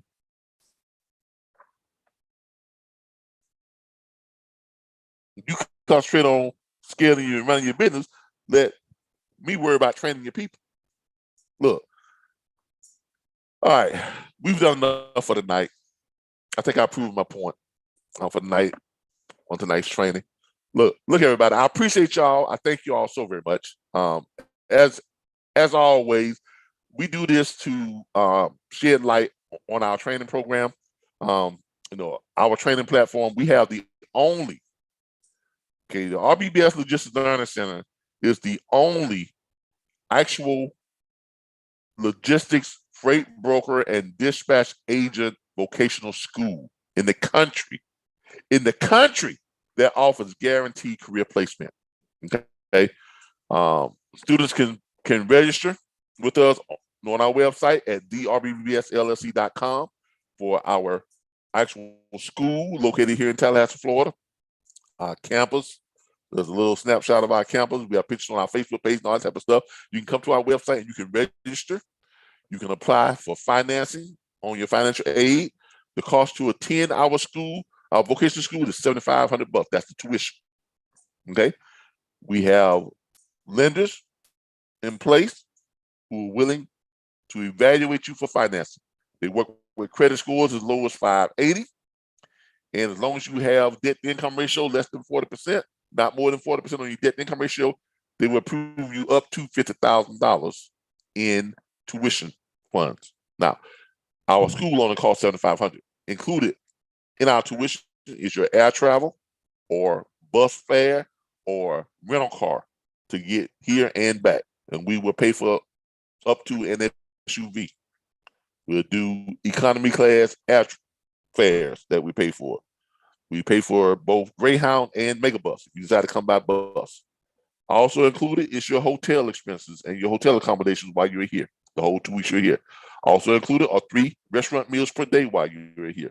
Also included are 4 Uber and Lyft vouchers per day while you are here. At the end of the 2-week course, all those that pass with a grade of 70 or higher from the daily testing and our final exam, you will be guaranteed an offer with one of our hiring partners who are federally bonded freight brokerage firms and state licensed dispatch firms. Why are we able to offer this? Because all of our instructors are owners of dispatch firms and freight brokerage firms. Okay? So they have a hand in training the people that they're going to hire, make offers to. So therefore, we have the only guaranteed career placement training in the country. We also have our online training for those of you who, for whatever reason, you cannot afford our on-site school. Our online training is geared towards or targeting those people who want to start their own dispatch firm or their own freight brokerage firm. And our online training is sponsored and put together by the National Dispatchers Network. Training in the convenience of your home. Our online platform will train you to earn $100K plus from home dispatching freight and provide the online network, tools, resources, and training to ensure your success. I think I've demonstrated to you all how that's possible here tonight. What you're going to get when you join our platform, you're going to get access to more than 100 load boards because our students don't pay for load boards. Access, we do. You're going to get access to more than 140,000 hours of operational training videos. We've been recording these videos since 2016, 2017. So you get the wealth of all that knowledge. You're also going to get access to more than 19 million verified direct shippers. You're also going to get access to every registered owner operator in the United States. You're going to get access to our live training every Thursday night right here. We have live dispatch training every Saturday morning, 10:15 a.m. We have live broker training. And every Monday, we have franchise training. You're also going to get access to our logistics library that has every word, phrase, and term ever used in trucking. So you get to learn the lingo, understand the lingo, and never be left out of a conversation feeling like you don't know what the hell these brokers and truckers and, shippers and freight forwarder and what they're talking about. You'll always be in the know. You're also going to get access to our network of more than 2,967 industry professionals. We have an array of private social media groups on Facebook, LinkedIn, and we have a private clubhouse membership where you all get to talk to each other, help each other to understand the industry, help you all to network, and help each other to make money, because you all are going to learn as much from each other as you're ever going to learn from me. And all this is very affordable because we have 3 enrollment options. Our premium platinum membership platform membership is just $99.95 per month plus tax. And you get access to all these things up here we just talked about, plus you get 3 hours of private consultations per month with me. That's a $300 value because I charge $100 an hour for private consultations. Our veterans discount enrollment is just $249.95 plus tax on your enrollment fee, and just $29.95 per month plus tax to access all your back office tools, resources, support, and training. Okay. And our regular enrollment is $349.95 plus tax on your enrollment fee, and $39.95 per month to access all your back office tools, resources, training, support, chat, and libraries, and weekly live trainings, and all that good stuff. All right. So there you have it. For those of you who are interested in our online platform, I'm going to go ahead and put this on YouTube for you. Go ahead and head on over to the RBBSLLC.com/earn-100K-from-home.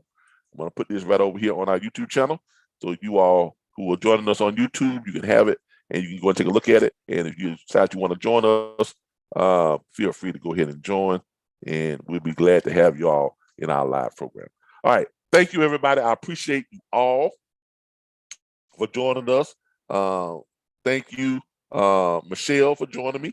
Thank you, Mr. Lenard Justice. Thank you, Damian Stevens. Thank you, Marquetta. Thank you, Mike Camacho. And thank you, Kevin, who had to leave early. Thank all of you, and I appreciate each and every last one of you all. Look, I look forward to seeing y'all here on Saturday for our broker training at 10:15 a.m. And I look forward to seeing y'all tomorrow for the Load Board Report, which is a weekly, daily review of what's going on in your neck of the woods when it comes to freight and load availability, where I just give away freight every morning. Just give it away. I just give it away. Don't even try to pay me for it. I just give it away every morning. So tune in tomorrow morning, 6 a.m. for the Load Board Report, which tomorrow is Friday, which is the last day of the Load Board Report for the week. Then we'll be back here on Monday for the Load Board Report again. But thank you all. I appreciate y'all. Y'all have a great night, and I'll see you all next time. Bye, everybody. Bye.